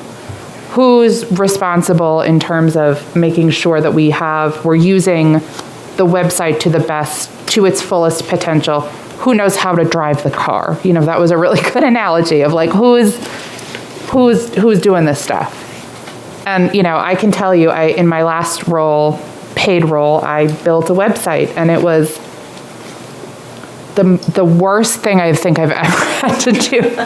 But that's because it's not my skill set. And so, there are people whose skill set it is. And so how do we, do we cut that app, take part of the money that we would have spent, or we did spend, or we are spending, and allocate it to, I don't know. But I think that this is a really comprehensive start of a strategic plan that I think leads us to answering those questions. The other thing that I would like to ask you about, and you don't have to say it now, but I would love you to think about is what kind of skills are you looking for on the committee in terms of recruitment? Just think about it. You can tell me later, or you can tell me now. I think it's incredibly important to have someone who loves technology, right? Okay. And who is comfortable moving around with different channels of communication. Not necessarily the person who's going to sit down and build the website, but who understands the possibilities of what you can do with the tools, right? Because we have the people on the town staff who are going to provide the content, right? And I'm not suggesting, I don't think anybody on the committee is suggesting that we come up with a communications policy and shove it down their throats and say, you have to do this because this is how we want Exeter to look.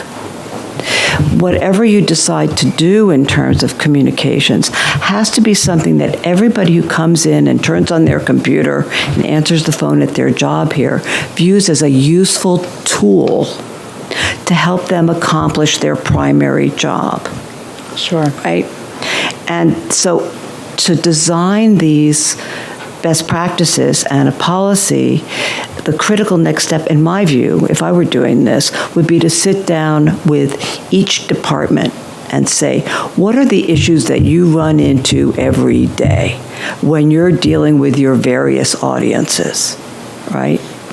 And how do you handle that?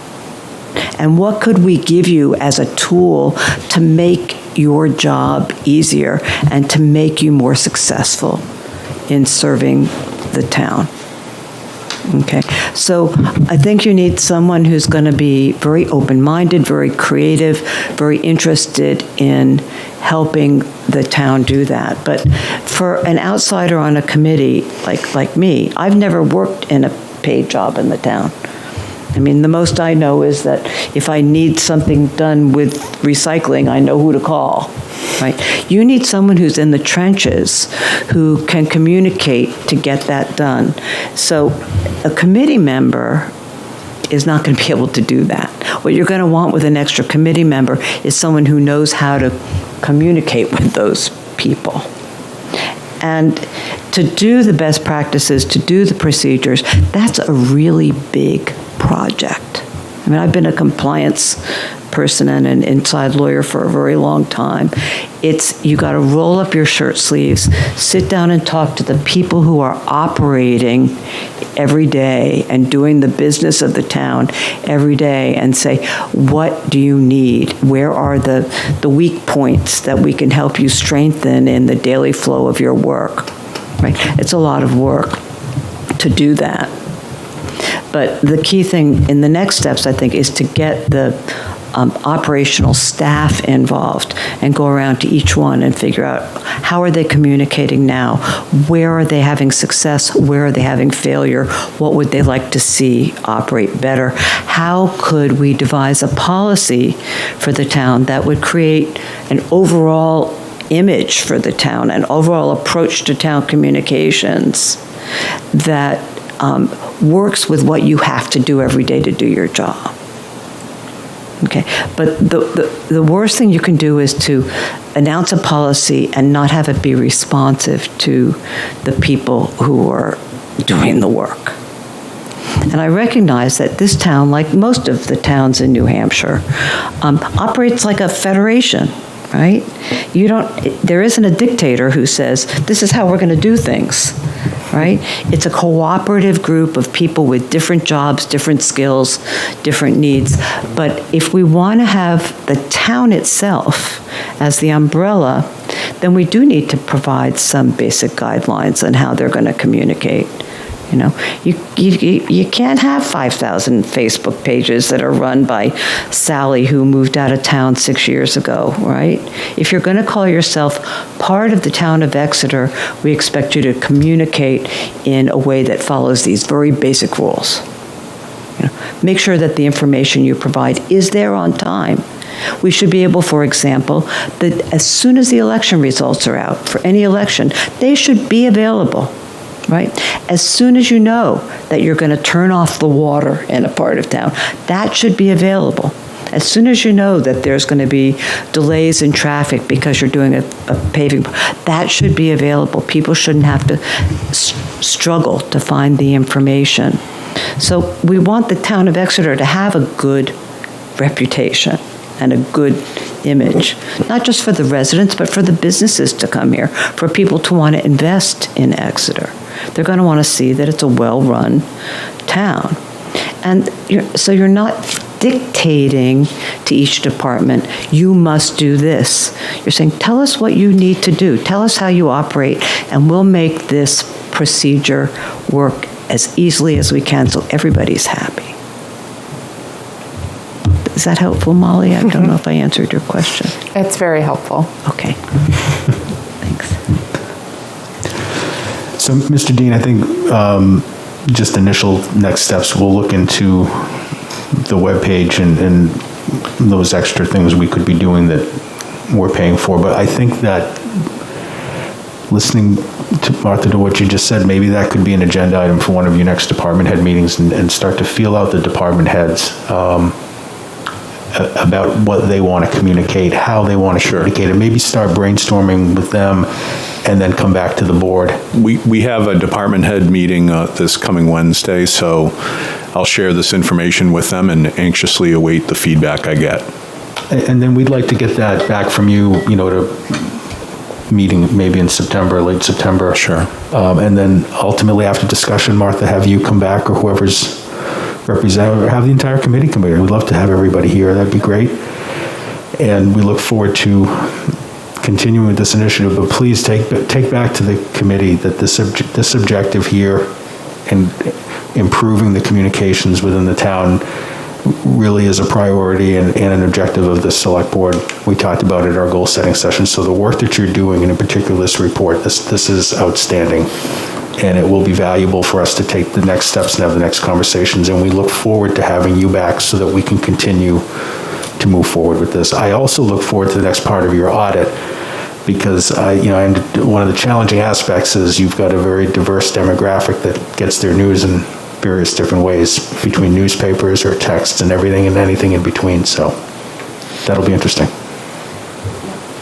Yeah, it's interesting because the demise of the daily local newspapers has left an enormous gap for a lot of people in town, especially seniors who have been used to using that as their primary source. So something that would be useful for us to know, we don't have to know right now, is what you would like us to look at as your next priority. TV, seniors, it's just not clear, so we'll await your guidance on that. Thank you very much. We'll definitely get back to you. Thank you so much. And Bob, thank you. Mr. Chair, would you entertain a motion to reduce the size of the committee from 7 to 5? Sure. Mr. Chair, I move that we change the size of the Communications Advisory Committee from 7 to 5. I'll second. Any discussion? Okay, seeing none, all those in favor? Aye. Aye. Opposed? Okay, passes unanimously. As long as you're making motions, may we make another request? If you look at the report on page 2, at the very top, we have the original charge that you gave to the committee, and point 3 says that we're to establish baselines to organize community forums to discuss issues important to Exeter.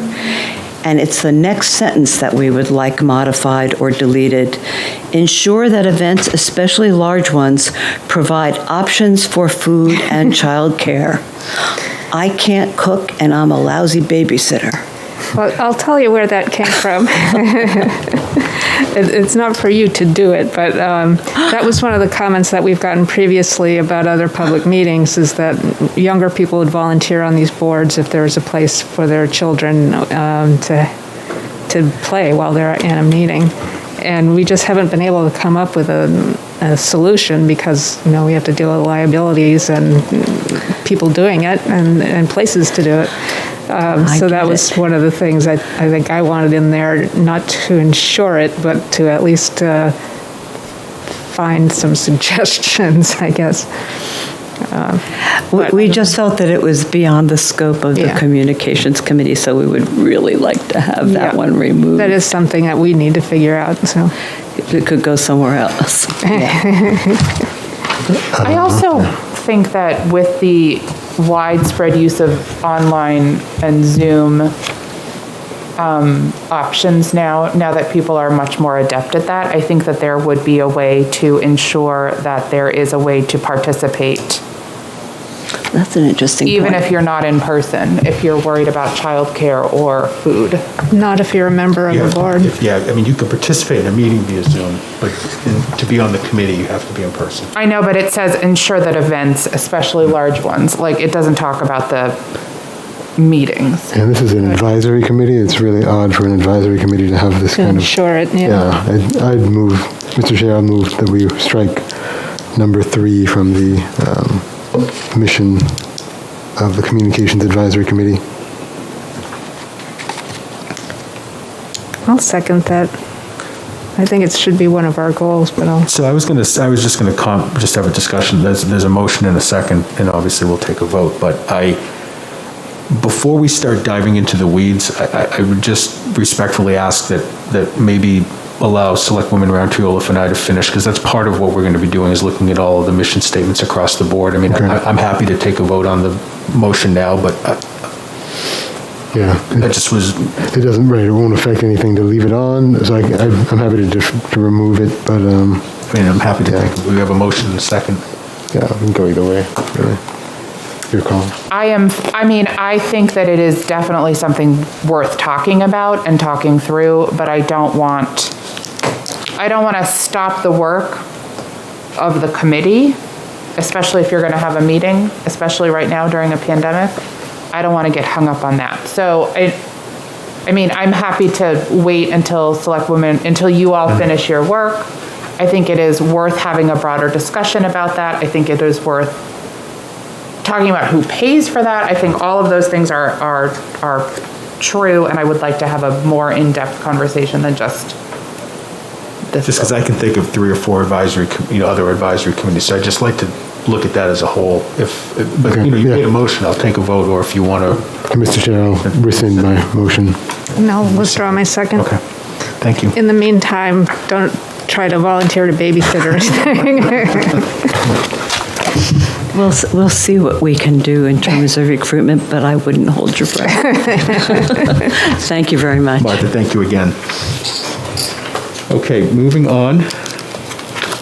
We had our third public reading last Monday of the town ordinance for Swayze Park one-way street. And prior to taking a vote, or prior to somebody making a motion, Selectman Brown, you asked me to reach out to council with respect to ADA requirements. And Mr. Dean and I spoke with Attorney Mitchell the following day, and he advised that there are no ADA requirements, prohibitions, or DOT regulations that would keep the town from reopening the roadway through Swayze Parkway. Okay. Okay. He went on to remind us that to keep it discontinued, even for public safety at this point, we've kind of reached the road as a board where we need to either open it up completely or within our authority, open it up one way. So where we're coming up to September 6th, I would entertain a motion from the board tonight if the board wants to consider, after the third public reading, to add Swayze Parkway as a one-way street in Exeter. Mr. Chair? Yes. This is actually the 4th reading, so you've been through 3 already. Okay. So you're covered that way. I understand. Right. I was talking about, I'll just open, since you had the questions, do you have any other further questions or discussion, thoughts? I guess just checking the legality of voting no. So we have the authority to make it one way. We don't have the authority to close it. Correct. So a vote against the one way is default of vote. It opens it up to two-way traffic, which was our concern in the beginning because of the public safety issue. Right. Now, my 2 cents is that should the board move to include Swayze Parkway as a one-way street, which we have the authority to do, I would encourage continued conversation, about the parkway. And, we've heard from multiple people in town that want to see it closed. We've heard from people that want to see it open. We've heard from people that want to try to make it hybrid. And again, that would require town meeting, which is in March. The warrant would be put together in January. So, we have the fall for the board to discuss certain options, should we be inclined, invite the trustees to come forward to share in the conversation, and then also invite the public to come in with their ideas and their expectations, their desires. So I think that the one-way option, which we have the authority to do, allows, we have to allow some sort of traffic through. We can't discontinue it any further completely. But first and foremost, it will enhance the safety in that people have been using it for the last year and a half rather than opening it up. And it also gives folks an opportunity to continue to enjoy it. So, I look at this as kind of a resolution to keep people safe and keep people happy while we continue to have a discussion. That's just where I'm coming from, but I'd take any other thoughts from the board on that. I'll say that we do have to leave it open until we can choose, can determine otherwise by a vote of the people. One thing to Selectman Brown's concerns about the ADA compliance, I was down there looking at crosswalks, and I think there's only one. And so maybe that would relieve some of the people's problems if we can paint in a couple of crosswalks. I'm not an expert, but if we do that, then we have to have curb cuts and something paved to go to, and we only have that pathway that meanders on either side and doesn't connect up to the road. So that would be something to talk to the trustees about, and if they want to connect the pathways closer to the road, so it's a safer junction from one side of the road to the other. Yeah. I mean, I'm not proud of being the stick in the mud, but anything that will, I continue to be of the position that we've had young people moving across that street for over 18 months, and somebody won't get the memo, and, the two things come together. Right. And so the crosswalk is another great place to land and say, I would be, a couple of things come up when you say one way, like, hey, if you could restrict the width of the street, as we heard from the Washington Street folks of chokers and chicoins, I forget what the other, chokers and something else, what's the word? But a word I hadn't heard before, ways to narrow the passageway to lower speed, as if you leave it as it is, you run the risk of same speeds on that street. So, again, crosswalks seem like another place to say, if you installed more crosswalks there, you would likely lower speeds and keep things safer, and also extend to the pedestrians, hey, this is now a throughway. So, I would be very much in favor of investigating more crosswalks if we were going to open this up for one-way traffic prior to opening up for one-way traffic, because right now it would not be clear to a family with pedestrians who've been familiar with moving back and forth. They'll be more likely to be in the road when they should not be in the road, as it is now with no crosswalks. Yeah. So, and I understand your point. I'm always looking to investigate whether it's crosswalks or any other means by which we can improve public safety. But we've reached a point where, after September 6th, the board does not have the authority to discontinue vehicular traffic. So, if we vote this evening to adopt Swayze Park as a one-way street in the town ordinance, then we can ensure a degree of public safety in that there'll only be one-way traffic on Tuesday, September 7th. If we take no action this evening, as of September 7th, the parkway will open to two-way traffic.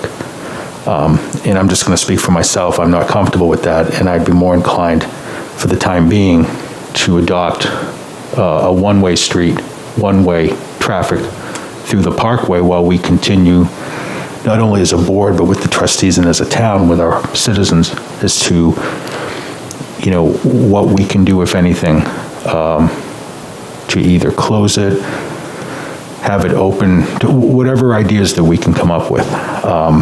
And again, that would require a town meeting, and I just think this is perfect timing for that, because we've got all fall to have that discussion. I'd further at least encourage the rest of the board and other folks at home, if they haven't already, to read the trust in its entirety. It's not very long. I believe the trust is on the website, Mr. Dean? It is. Because, hearing from folks, as I have over the last year and a half, it's easy to cherry pick parts of the trust that benefit your argument. But I think when you read the entire trust, it will bring in, the spirit of what Mr. Ambrose Swayze had in mind and what the board has the authority to do and not do. So I would continue to always investigate ways that we can improve public safety, but I for one, would not feel well tonight leaving if we did not at least try to do something to prevent two-way traffic for the time being. And those are my thoughts. I just had two questions there. So would a petition would be able to get on the warrant and close the road, but the select board cannot? Yeah, because it would be a town vote. But how does the town vote supersede the trust? I mean, we could have a discussion through the fall, correct me if I'm wrong, Mr. Dean, I mean, we can have either closing Swayze Parkway or whatever it is that we come up with as a board, but we can put that on as a warrant article. Mm-hmm. And I think that's a cleaner way, and perhaps a more binding way than a citizen's petition. But, obviously citizens... How is that? So we have the authority to supersede the trust, just not now? You wouldn't be superseding the trust. You'd be the first step to close. I'm just going to use closing the parkway as an example. It could be a hybrid, it could be whatever, but it would require town meeting, and then after that, even with a majority vote, we would still have to go before the state to handle the trust part of it. But it has to start with town meeting. Got it. Okay. And I said, I mentioned last week, I think that it's a Class 6 road, it's a Class 5 road. The 6 is closed, right? Right, 6 is gates and bars, so it would take, like the chairman said, it would take a vote of town meeting to discontinue the road, and then the town would go through a cypress petition process to the probate court, hopefully with support of the AG's Charitable Trust Division to essentially end the road and for perpetuity. Okay. So two-step process. Okay. So in light of all of that, Mr. Chair, I would move that we open it for one-way traffic, but immediately begin DPW work on crosswalks. Whatever that means. Like, I don't want to presume to be a road scholar, but that we move right away to make the road both slower for motor vehicles and safer for pedestrians. I think those have to be two separate things. Yeah. Because We can make two motions. or we don't need to make the motion on the Public Works part, just give that directive to Mr. Dean. It's the stipulation of one way with, because the assumption is that one way is fine, let it open, but my position is that one way is still not safe, so one way with a momentum towards something, not just, it's open now, we're done, it's open and we're not done. Oh, no, I understand what you're trying to do. It's just that we're doing a formal changing of an ordinance and putting in corrections. God, we'd have to read them 3 more times. Ooh, that's a good idea. No, I mean, our other ordinances are rules. They're not directives to a department, so it's a little different. I rescind that. Okay.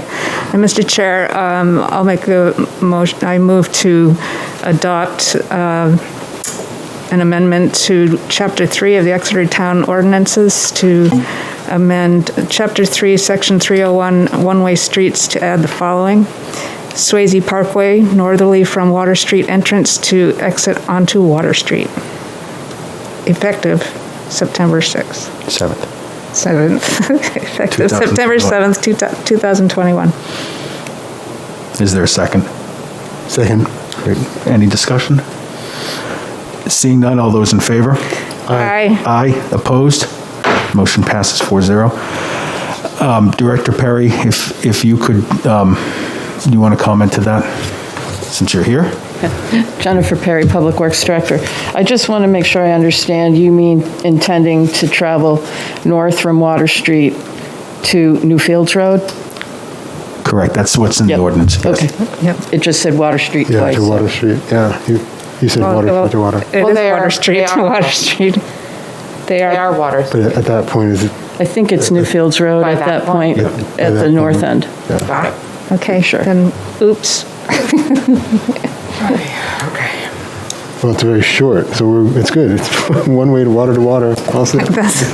Mr. Dean, in the meantime, if we could look into Selectman Brown's request that we look at the possibility of crosswalks. Yes, we can do that. Public Works will take that up. Okay. I would also love there to still be the barriers. I mean, not blocking traffic completely, but like to make it really hard and very clear that this is a one-way road and it is not the same as before. So like, you know how the barriers are blocking the whole road? It would be nice if it stayed blocking half of the road. That's a very good point. I would suggest that we confer with Jay Perkins, Highway Superintendent, who's been giving this some serious thought. I don't want to pretend that crosswalks are a good way to slow traffic down. That's actually not a good use of crosswalks. We have to be very careful about that application, very similar to stop signs, which you'll hear shortly.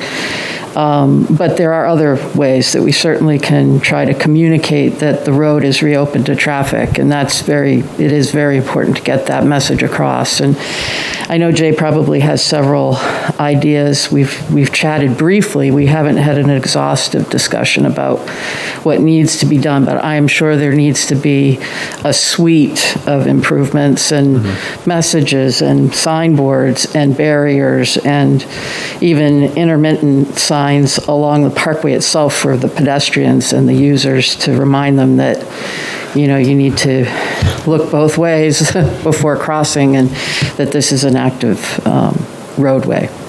So, yeah, we'll have several things that need to be done. And the date is September 7th. Do we need to reread this because of changing Water Street to Newfields? Well, I'm just asking the technical question. Technically, we should. Oh, let's leave it water to water. It's great. Can we get back to you on that? Well, we're not meeting again until the 13th, so. We can just a motion that has the correct street would supersede the one that doesn't. You can, if you want to amend it to put Newfields Road in it, you can do that. You've had 3 readings, you've had discussion about it. You can do that. I can make the motion Water Street at Newfields Road. Yeah, you can amend your motion. Yeah. I think you could do that. So that's how the ordinance would read. It will read, if you do that, it will read northerly. It's right here. From Water Street entrance to exit onto Newfields Road is how it would read. This is sort of like one of those, the State House, when you pass in your bill and it gets voted on, somebody else gets it to fix all your grammatical errors. Well, I'm thinking about the addresses on Newfields Road. Yeah. But we'll go with it. So then, Mr. Chair, I move to amend or reconsider our vote on amending Chapter 3 of the town ordinances. Okay, is there a second? Second. Any discussion? All those in favor? Aye. Aye, opposed? Motion Mr. passed. Chair, I move to amend Chapter 3 of the town ordinances to add to Section 301, one-way streets, Swayze Parkway northerly from Water Street entrance to the exit onto Newfields Road. Second. Any discussion? Seeing none, all those in favor? Aye. Aye. Opposed? Motion passes. That's yours. I just lost my train of thought.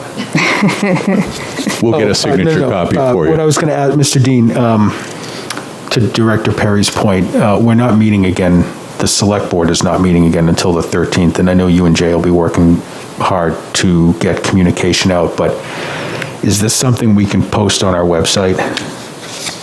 Yes. Whatever You you come up with, if we can put that, I know you have a great Facebook page, the website, and maybe feed it to the newsletter if there's time, and then you just email the board so that if we're asked questions between now and then, we can give an accurate answer? Yes. Okay. Sure. Great, thank you. Thanks, Jen.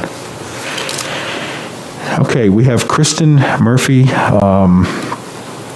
our Natural Resources Planner, on Zoom. Hi, Kristen. Hi, everyone. Thank you for having me. Thank you for patiently waiting. How are you? I'm good. Excellent. So you have an exciting subject to talk about tonight, a donation of land, and I heard your presentation at both the Concom and before the Planning Board, so we're excited to hear it again tonight. Great. So in your packet, and on page 69, you have a map that shows where this property is. But the town was approached by the estate of the Bauer family, legal counsel for the estate, with an interest in donating the land to the town for conservation purposes. And so in accordance with RSA 4114A, the town is required to first obtain recommendations from the Planning Board and the Conservation Commission, and have 2 public meetings before taking a vote whether to accept the land. So I'm here tonight to talk about this property. It's 5 acres. It is contiguous to existing conservation land, but is currently landlocked. It's undeveloped land, and it's partly wooded and partly wetland. And it would contribute to a large connected corridor of conservation land that goes from Old Town Farm Road all the way to Beach Hill Road. And those lands aren't all town-owned. Some of them are state-controlled, but it does make a wonderful connected natural corridor for wildlife and others. So I presented this, as mentioned, to the Conservation Commission on August 10th and the Planning Board on August 12th. And in both cases, received unanimous recommendation for acquiring the property to the Select Board. So it's here for public comment or questions and consideration by your board tonight. So we'll open it up to the public if there's any comment. Seeing none, we'll bring it back to the board. Selectwoman Gilman. Yes, I saw this at the Conservation Commission, and it's an opportunity to, because it's uncontiguous or contiguous to already existing easements, that it just makes sense to be given this gift that fits in with what we already have. It makes sense to me to accept it. Selectman Brown, did you have any thoughts, comments? Thank you, Estate of Mary Bauer. Great. And Selectwoman Cowan? I don't have any questions either.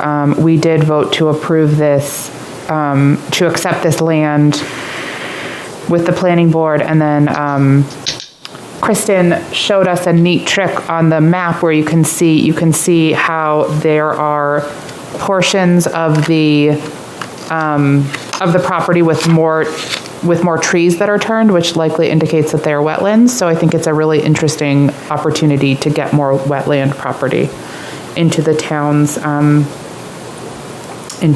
use. So yes, thank you very much. Agreed.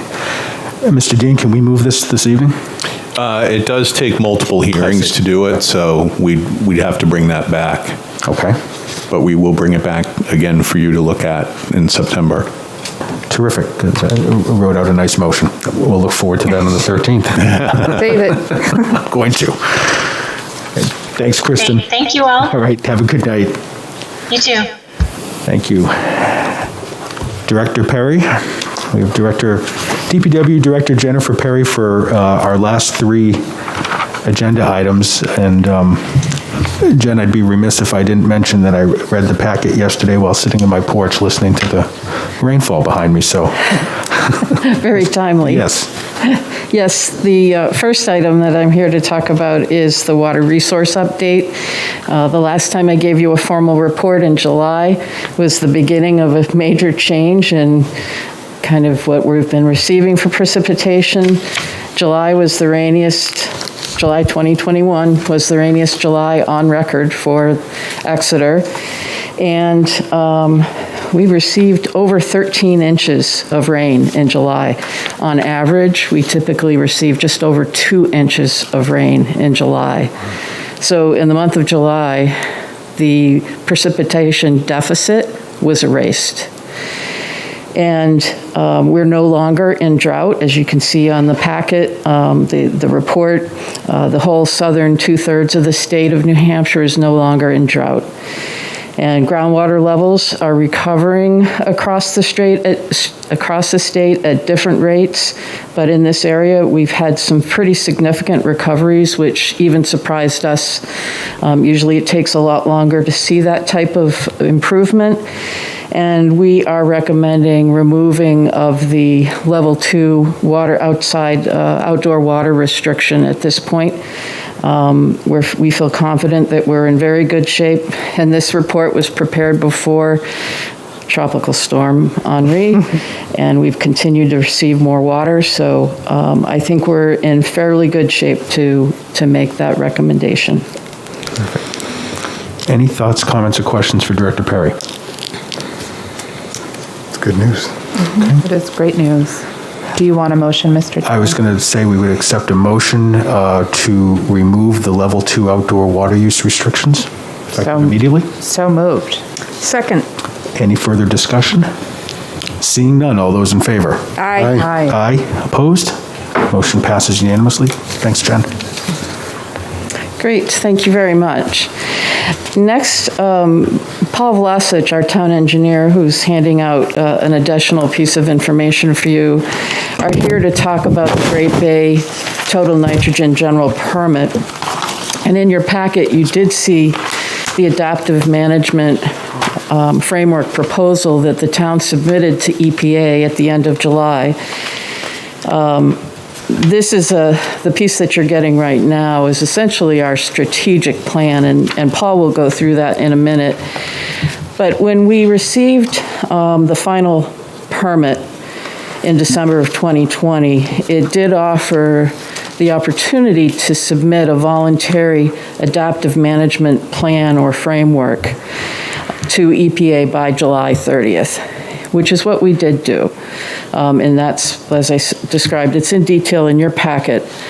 One of the things that's important with signing on to this general permit is to make sure that we are effectively reducing nitrogen, not just in the wastewater stream, the sewer stream, but also in the stormwater or non-point source avenues for total nitrogen. And the town of Exeter has been in a unique situation where we have been under an administrative order for several years, and we have been making significant strides in total nitrogen reduction. We've been making significant efforts, maybe not strides, but efforts. And we have to look at it as kind of the next level of effort that we need to undertake, because this is an extremely popular area. We know that there's developmental pressure here, that there's going to be continued expansion of residential, commercial land use, and we have to be ready to offset those increases in impervious surface, which ultimately translates into increases in nitrogen, if we want to make substantial reductions in total nitrogen in the receiving waters.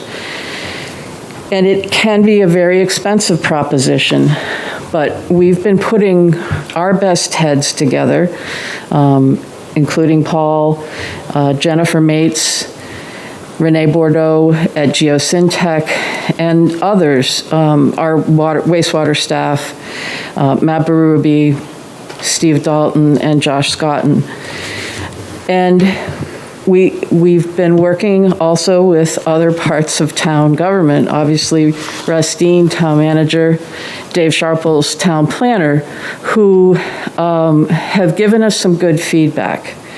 And we'll talk a little bit more about that in a couple of minutes. But some of the ways that we've been addressing the non-point source total nitrogen in the past has included things like street sweeping. We do enhanced street sweeping downtown, and in parking lots. Most of our roads receive sweeping at least twice a year. We've been cleaning catch basins. Our goal has been to try and clean at least 50% of our approximately 1,300 catch basins every year, and trying to at least keep a foot and a half of clear sump to be able to accept or accumulate sediments, so that we're not allowing sediments to just pass through to the receiving waters. We have over 19 pet waste stations that we use to encourage the public to deposit pet waste and not leave it uncollected, where it ultimately winds up in our receiving waters. And there are several other efforts along those lines that have been very significant for the town, and I think we've done a really good job at that. Some of the more recent efforts that we've had to undertake include tracking and accounting of nitrogen, and this has been an effort that we've engaged with New Hampshire DES and the UNH Stormwater Center and the other communities to try and develop accounting and tracking programs that are useful. And the planning department does assist us with that effort every year. We submit that report. And we've been involved in any number of, I want to say, regional efforts, including the watershed integration for Squamscott Exeter WISE program, where we were looking at an integrated plan for reducing nitrogen, reducing other water quality impacts. We've been making improvements in almost all of our capital projects, trying to incorporate ways to reduce total nitrogen, whether it was through adding tree filters on the downtown sidewalk project, doing similar efforts in the Lincoln Street project, trying to find areas where we can put infiltration galleries that will take stormwater and filter it before it gets to receiving waters. And so I think ultimately, when we look at where we need to be at the end of the next 5-year permit cycle, or this 5-year permit cycle, we're already 1 year into it just about, or a half a year, we have to identify ways that really up our efforts and really make substantial improvements in total nitrogen reduction. We're doing a fantastic job at the wastewater treatment plant. I'm not trying to diminish that. I actually want to do a better job of getting that message out. As we heard from the communications committee tonight, we do need to make sure we're getting that message out. However, we need to focus more on the non-point source stormwater aspects. So with that, I would like Paul to come up and talk a little bit more about our strategic plan and how we're approaching that. Great, thank you. Can you mention the Municipal Alliance first? Sure. And as you, I think, know, the town of Exeter has joined the Municipal Alliance for Adaptive Management, which includes the cities of Portsmouth, Dover, Rochester, Milford Town, Newington, and Rollinsford at this point. We're working together to make contributions to PREP to include water quality monitoring eelgrass recovery and other recoveries in Great Bay and the receiving waters over the next several years. There's a lot of research that's going on. There was a recent grant awarded to UNH researchers that will really be focused on this, and we're really excited about that because it's a significant grant award. And the MAM, the Municipal Alliance for Adaptive Management, did submit jointly to EPA at the end of July, except Exeter, because we have done so much different work and we're still operating under another permit at this point in time, felt that we should try to accentuate some of the uniqueness of the Exeter approach. So, Great, thank you. all right, Paul? Yeah, thank Good evening, Paul. Hello, Paul Falas is the town engineer, and I'd like to talk briefly about the sheet that I just handed out. We have it labeled as the strategic plan. It's been the sheet where we were trying to figure out, how are we going to come up with an adaptive management plan in the past few months. And with the adaptive management plan, there are several categories. The first one was the water quality monitoring that Jennifer already mentioned. Now, the reason that I'm talking about these items is because you'll see items in this upcoming budget that will address some of these items. And also with the CIP process, you'll see some of these items in there also.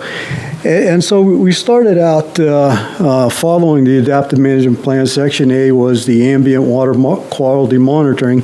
We already were giving some money to the prep folks for this water quality monitoring. However, we're going to need more, and it'll be the Municipal Alliance contribution to these folks. And there's a contribution rate depending on what your wastewater treatment facility design flows are.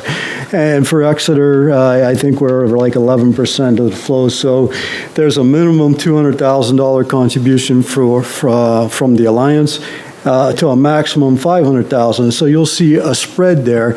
And as we find out more information on what the actual expenditure is going to be, we'll be able then to update either the CIP or the budget. The next item in Section B was this tracking. Jennifer also mentioned the pollution tracking and accounting program called PTAP. That was started by UNH and New Hampshire DES. They have been funding this all along. They're going to be looking at additional funding required because it's not robust enough to do the total reductions and additions that we could experience out into the bay. So there's a contribution for that. Items D and E, we'll skip the C later. We'll leave that for a little bit later.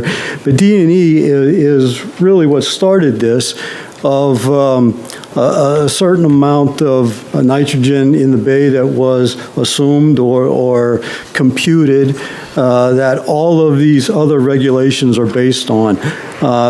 We want to make sure through the Municipal Alliance that we are gathering the correct information so that moving forward we can define parameters that will help both the health of the bay and make sure that wherever we're spending money it will be in appropriate places.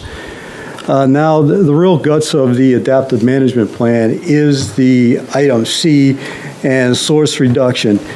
And there's many items listed on here, and that was our original start. So it's the strategic plan of what we thought down in Public Works of what items we can do to help with nutrients, nitrogen in the bay. The first one was with additional sweeping. We've got nutrients and contaminants that attach to particulate matter in the roads, and then you get washed into the drainage systems and stuff. So if you sweep that up first, you eliminate some of those nutrients. We found out that this would be a rather expensive proposition. We'd either have to rent another sweeper or purchase another sweeper to meet this requirement. So that was not brought forward in the ultimate plan. I'm just mentioning this so that you know what we had already looked at. Catch basin replacement program. Again, the director had mentioned that we have a lot of catch basins that do not have an appropriate sump or reservoir in it, so that this particular matter that falls in there can be stored there until they're cleaned out. We got many catch basins that have little or no storage for that, and any time that it rains, it actually mixes, and the particulars along with the nutrients go in through the pipes. So we have this with our adaptive management plan, but it really falls into our stormwater program, our MS4 program, of which the requirement is that we clean the catch basins prior to them getting half full. And because we have so many of these catch basins that have inadequate sumps, we thought a program would be in order so that we can start meeting our requirements, mostly under the MS4 program, but it also benefits our adaptive management plan. So we pick 25 catch basins a year average, so at the end of this period, that would be 100 catch basins, 4 years from now, 100 catch basins. But we also have in our CIP project, the Salem Street project that was just awarded. Well, there's 50 of those inadequate sumps in that neighborhood that will be replaced. We have West Side Drive on the books coming up. Not so many catch basins in there, but also in FY24, the School Street area, which has a considerable amount also. So with that, if you take all those catch basins minus the 100 that you would have, we got to remove on average 7 a year, and so we have a figure in here to be put in the highway budget for replacement of catch basins so that we meet that 100 catch basins at the end of the permit cycle. Another area that we get a lot of nitrogen from is septic systems. And if you're within 200 meters of a water body, you get a heck of a lot more nitrogen than if you're further away.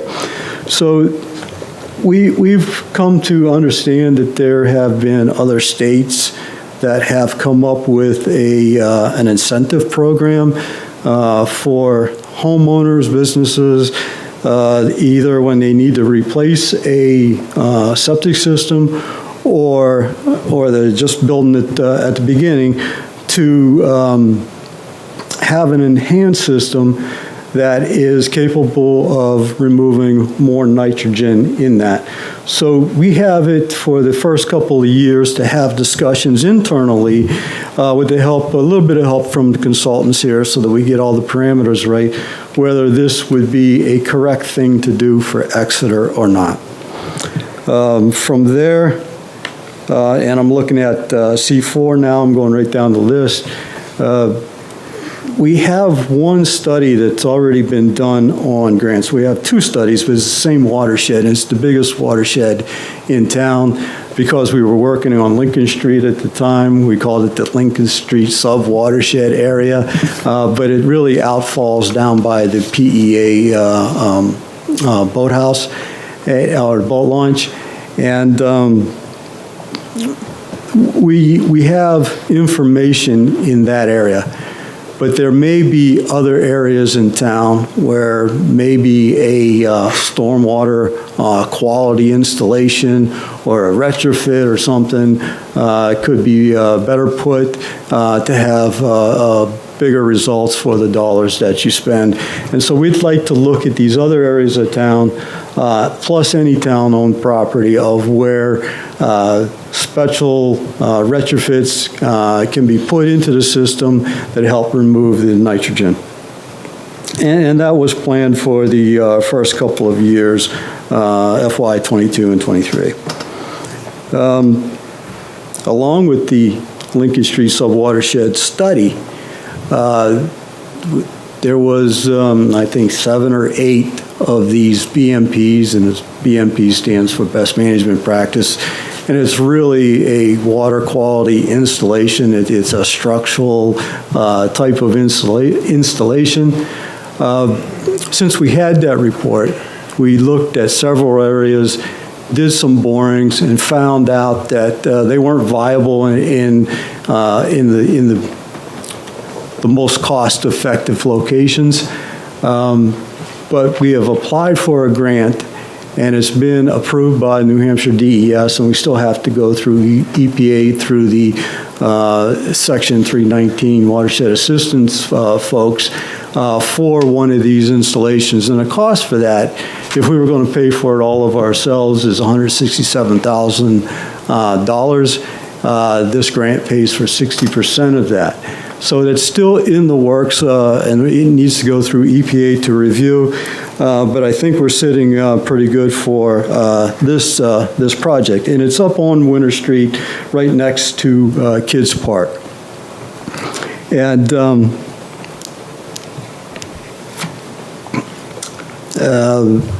if we get that, then it's only going to cost us 40% of the project, and you'll see a separate CIP item this year for this project. And then a little bit further down on the page, fertilizer program, you can see that we get the biggest bang for the buck for educating the community about fertilizers, the appropriate applications, and we get some of the best results with that. And this was helped, these costs were developed with the help of Kristen Murphy, who we just talked about just a little while ago. And land use regulations was something that the town planner brought up when we were having the initial discussions on the CIP with the town manager and planner. It was actually Mr. Sharples that brought up a land use regulation review. I didn't know he was going to be here today, but let me just read just a couple of sentences here so you know what that's about. The town will review current land use regulations and explore changes that will result in less nitrogen loading into the environment. These strategies may include, but not limited to, providing incentives for redeveloping existing parcels, requiring advanced septic systems in areas not serviced by municipal sewer, and increasing the required nutrient removal rates by stormwater BMPs. The town will review current land use regulations to determine barriers to low impact development in street design, parking lot guidelines, and green infrastructure best management practices.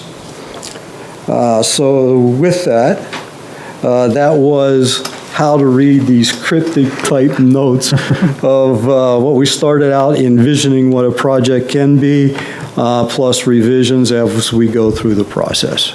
Great. Thank you very much. Any comments or thoughts from the board? Questions? I just had one question. The sediments from the catch basins, where do we take that? Would we extract before trying to catch it from getting drained away? Where do we take that solid waste?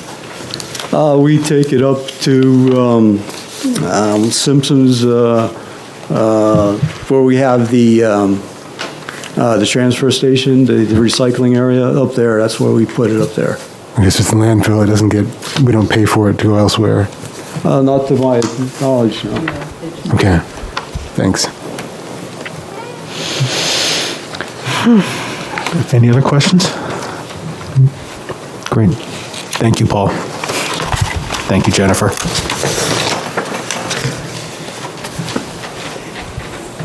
And Paul, I don't think you're going anywhere yet.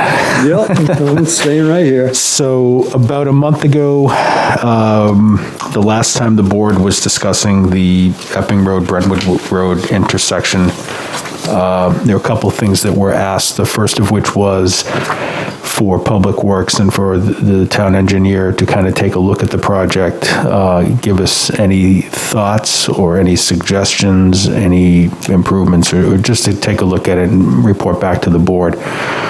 And the second request we had that night was from Selectman Brown to Town Planner Dave Sharples, who's also here this evening, to talk about a survey amongst the folks that live in that area. And we'll hear from Mr. Sharples in a moment, but while you're here, Mr. Vlasic, if you could just give us your summary.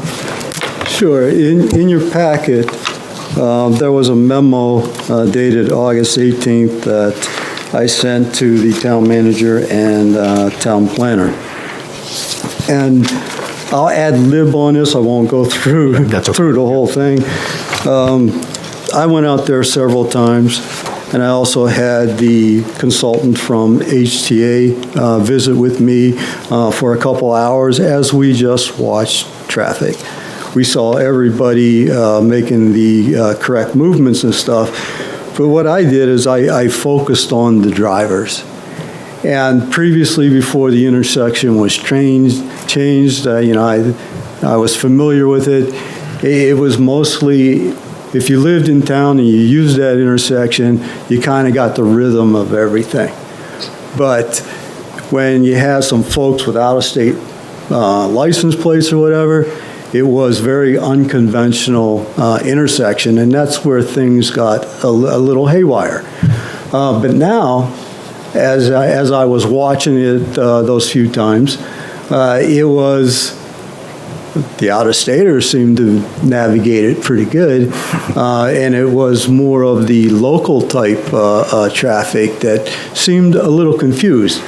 And the reason it's a little confused is because where you used to go in from northbound Epping Road and make a left onto Brentwood Road, that's changed to the other side of the island now and stuff. So you had, people going on automatic.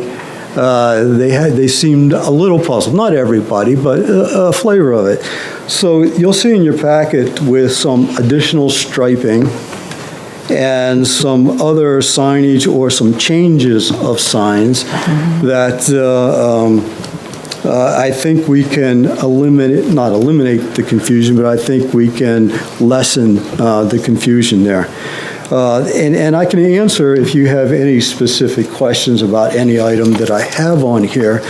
But through the consultant, he went back to see, number one, did we have enough money in the project to make these changes? And then he also talked to the contractor that has already demobilized and left as the project is finished for the estimated costs. And if you like what you're seeing there, we can move forward, and it's about $10,300 for these changes, of which we'd have to get a change order by us approved, and also through the New Hampshire DOT also. And I think we're moving towards that, unless I hear something otherwise from you tonight. Thank you, Mr. Vlasic. And I'll start with, at our last meeting, I think immediately after Mr. Dean, the board had asked for a stop sign to be put up and also some additional striping. And I think that was done the next day. And, I heard some very positive feedback from just doing that, and also the immediacy of it. But Paul, I'll open it up to the board. I looked through this yesterday, and I like it all. I think it will help improve the project and hopefully make it a little bit safer, but I'll open it up. I don't know, Selectman Brown, do you have any thoughts? I feel very, very comfortable with this. I was very uncomfortable with the board moving for a stop sign without being the experts. These guys are the experts, so I like this. So, very happy. Selectwoman Gilman? I'm fine with it. And Selectwoman Cowan? I also think it makes a lot of sense. I think I am going to still recuse myself, but Understandable. I don't think you need my vote here. Okay. Mr. Dean, do we have to vote on this, or would you rather a motion? I don't think we did for the stop sign, and I think we just asked DPW to... Yeah, can I make a suggestion? Please, yeah.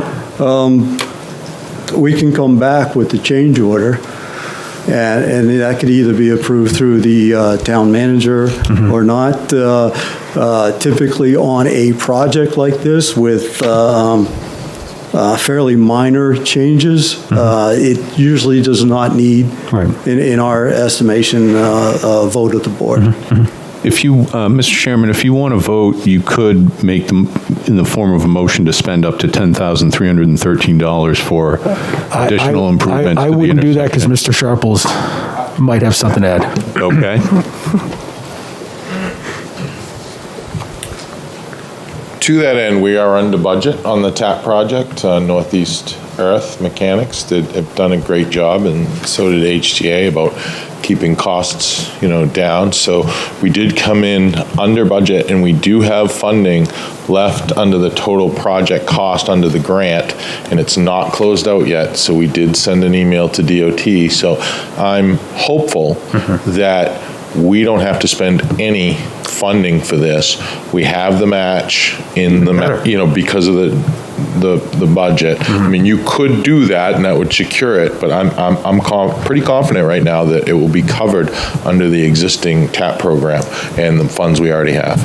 So, Mr. Dean, could we vote to then authorize you to, as Mr. Vlasic recommended, to approve the Change order. The change order when it comes in?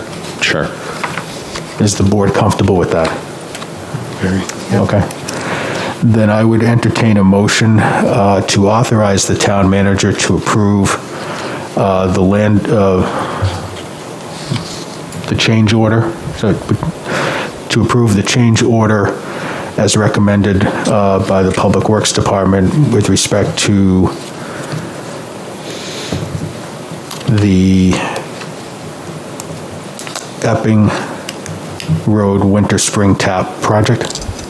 So moved. Second. Any discussion? Seeing none, all those in favor? Aye. Aye. Opposed? Abstentions? One, me. Okay, motion passes 3-0 with one abstention. Thank you, Mr. Vlasic. Yeah, I've got another thing on this discussion here. Also, right after the meeting where you wanted a fresh look from the department, the town manager and both the town planner also mentioned that wanted to look into a three-way stop on Washington Street at Spruce.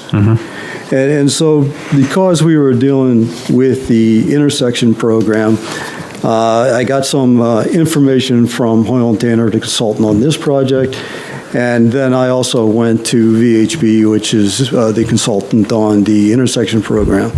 Well, the department's not well-versed in warrants and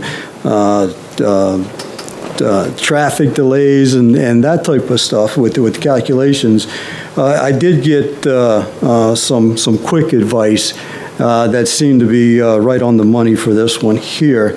And because of the traffic volumes on Washington Street and the traffic volumes on, assumed traffic volumes on Spruce, along with and the traffic counts were generated by police department radar that they had posted there on June 21st to June 24th.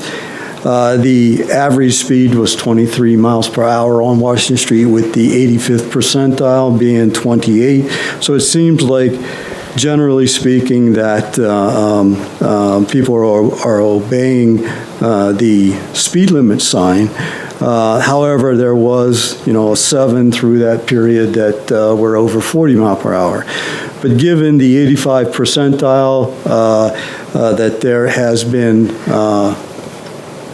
few accidents at that intersection, I think that this, an always stop at that location would not be warranted and not suggested.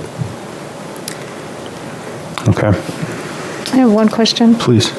I can't remember, so maybe you can remind me if the sidewalks on Spruce Street or on Washington Street continue after Spruce Street towards Brentwood Road? There is a mix of sidewalk, no sidewalk on Washington Street, so it's not continuous, especially on the Brentwood Road side. Yeah. Yeah, that's what I thought. Yep.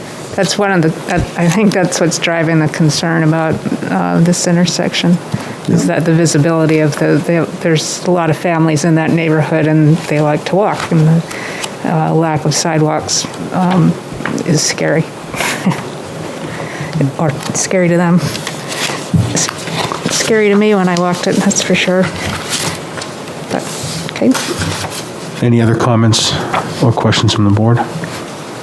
No. Thank you. And Mr. Sharples, can we grab you quickly?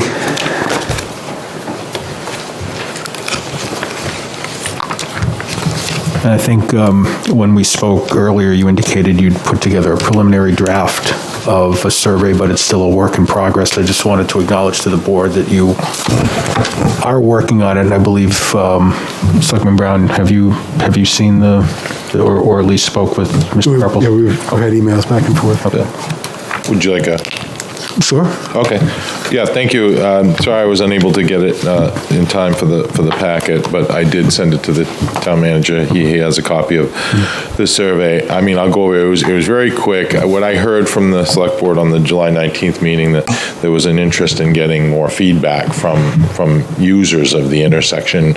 I mean, I would broaden it to users, not necessarily neighborhood, people who use the intersection, also the neighborhood. But I just prepared a 4-question survey. How often do you use this intersection? And check the answer that is closest to your range. And I give a range of less than a month, once a week, once a day, multiple times a day.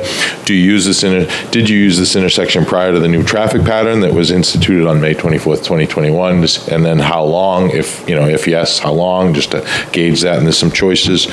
Do you feel the new configuration is safer for vehicles, pedestrians, and or bicyclists? Yes, no, and not sure. And then please explain your answer. And finally, overall, do you prefer the old configuration or the new configuration? Or, yes, no, unsure, please explain your answer. I thought that would get a good sense of input of what people feel about it. And that's the draft that I have. And I also talked to Rockingham Planning Commission, who have access. They own the software called publicinput.com software. And we utilized it a couple years ago with a survey for downtown parking and traffic, and we got an overwhelming response. We got almost, I think, 900 responses by using public input software. So I talked to the planning director over there, and he said, under our dues, no additional cost. Fantastic. The Rockingham Planning Commission will take this survey once we're finalized it.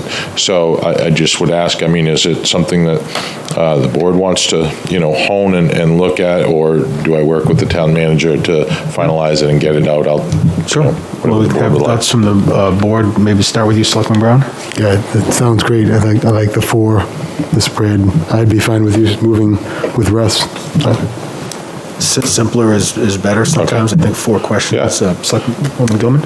No, actually, I think this is a great test drive, actually, for doing this when we start looking at the other intersections that we want to take a look at.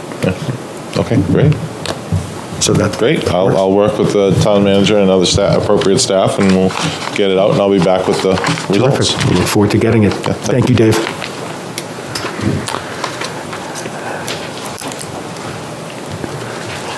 And thank you all for your patience this evening. I know it was a pretty long agenda. I appreciate it. Moving into regular business, we do not have any tax abatements, credits, or exemptions this evening, nor do we have any permits and approvals. So, Mr. Dean, I'll turn it over to you. Sure. I had a couple of things tonight. One is that we're continuing to work on budgets. They'll be due this Friday, so the departments are working hard on that. The CIP is also before the planning board Thursday night for its second public hearing. I did attend a meeting on voting accessibility last week with you, Mr. Chairman. Went quite well. And the tax deeding list is coming out, so you'll be getting that soon enough. Okay, terrific. Thank you. Any questions for Mr. Dean? I'll take this back for just a second. Select Board Committee reports. Selectwoman Cowan? Nothing to report. Wait, do I have something to report? No, nothing to report. I will also not be able to be at the planning board meeting this week because I have a work commitment. Daryl, I know you're listed as a alternate. If you are available, that would be great. I can also just catch up on it. What's the date again? It's this Thursday. Yeah. Are you voting on anything, do you know? Don't think so. Thursday.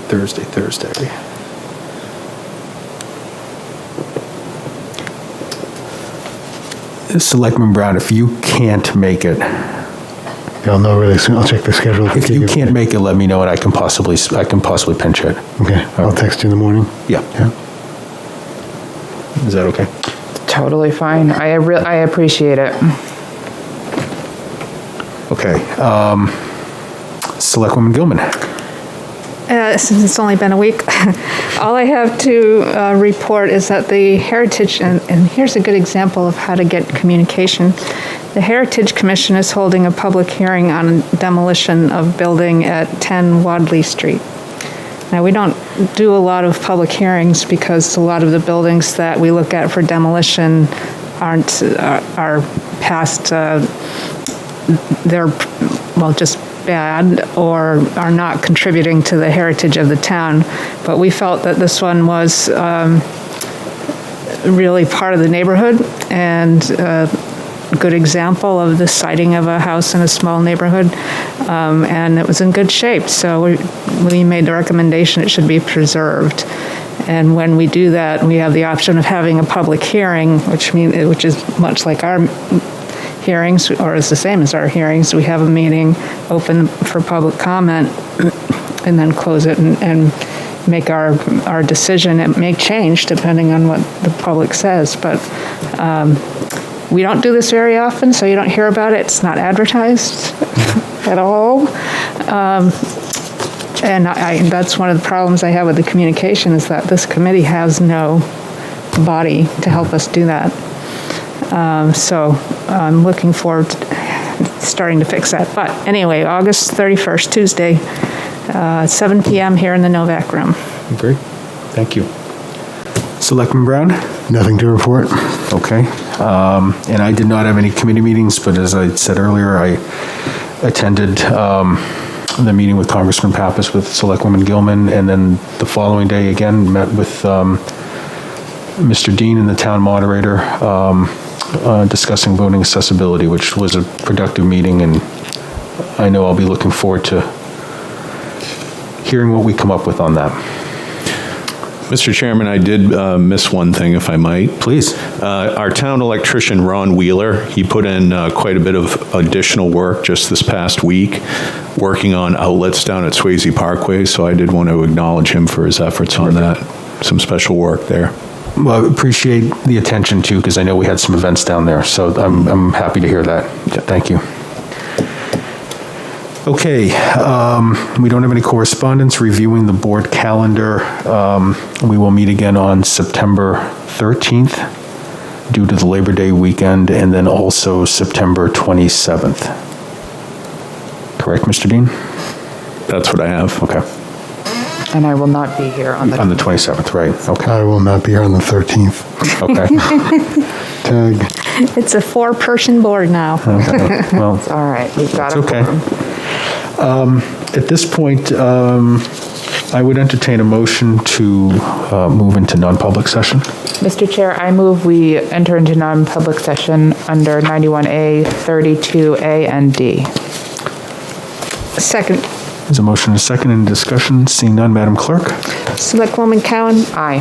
Selectman Brown. Aye. Clerk says aye. Mr. Chair. Aye, it's unanimous. The board will be moving into non-public session.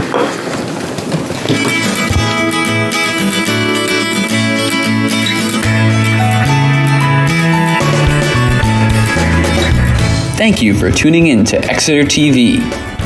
Exeter TV is the town's public and government access channels, available on Comcast channels 98 and 22. Channel 98 is your channel. If you have an idea for a program, want to host your own talk show, or submit a film, we're here to get your content on television. On Channel 22, we bring you live and replay coverage of government meetings and other town updates. A third channel, Blue Hawk Media, is operated by SAU 16 and can be found on Channel 13, with all your school sports, events, and meetings. You can watch Exeter TV online at exeternh.tv, Apple TV, and on Roku. Find us on social media for extra content. Subscribe to our YouTube channel and hit the bell to get notified about live streams and new content. Tune in to our platforms every other Friday to watch the Exeter Biweekly Report, with recaps of recent events, updates from town departments, and messages from nonprofits in your area. If you head to our website, exeternh.tv, we invite you to sign up to our newsletter to receive monthly updates about new content, upcoming meetings, and more. We'd like to thank you for taking the time to watch Exeter TV and hope that you tune in to our other content as well.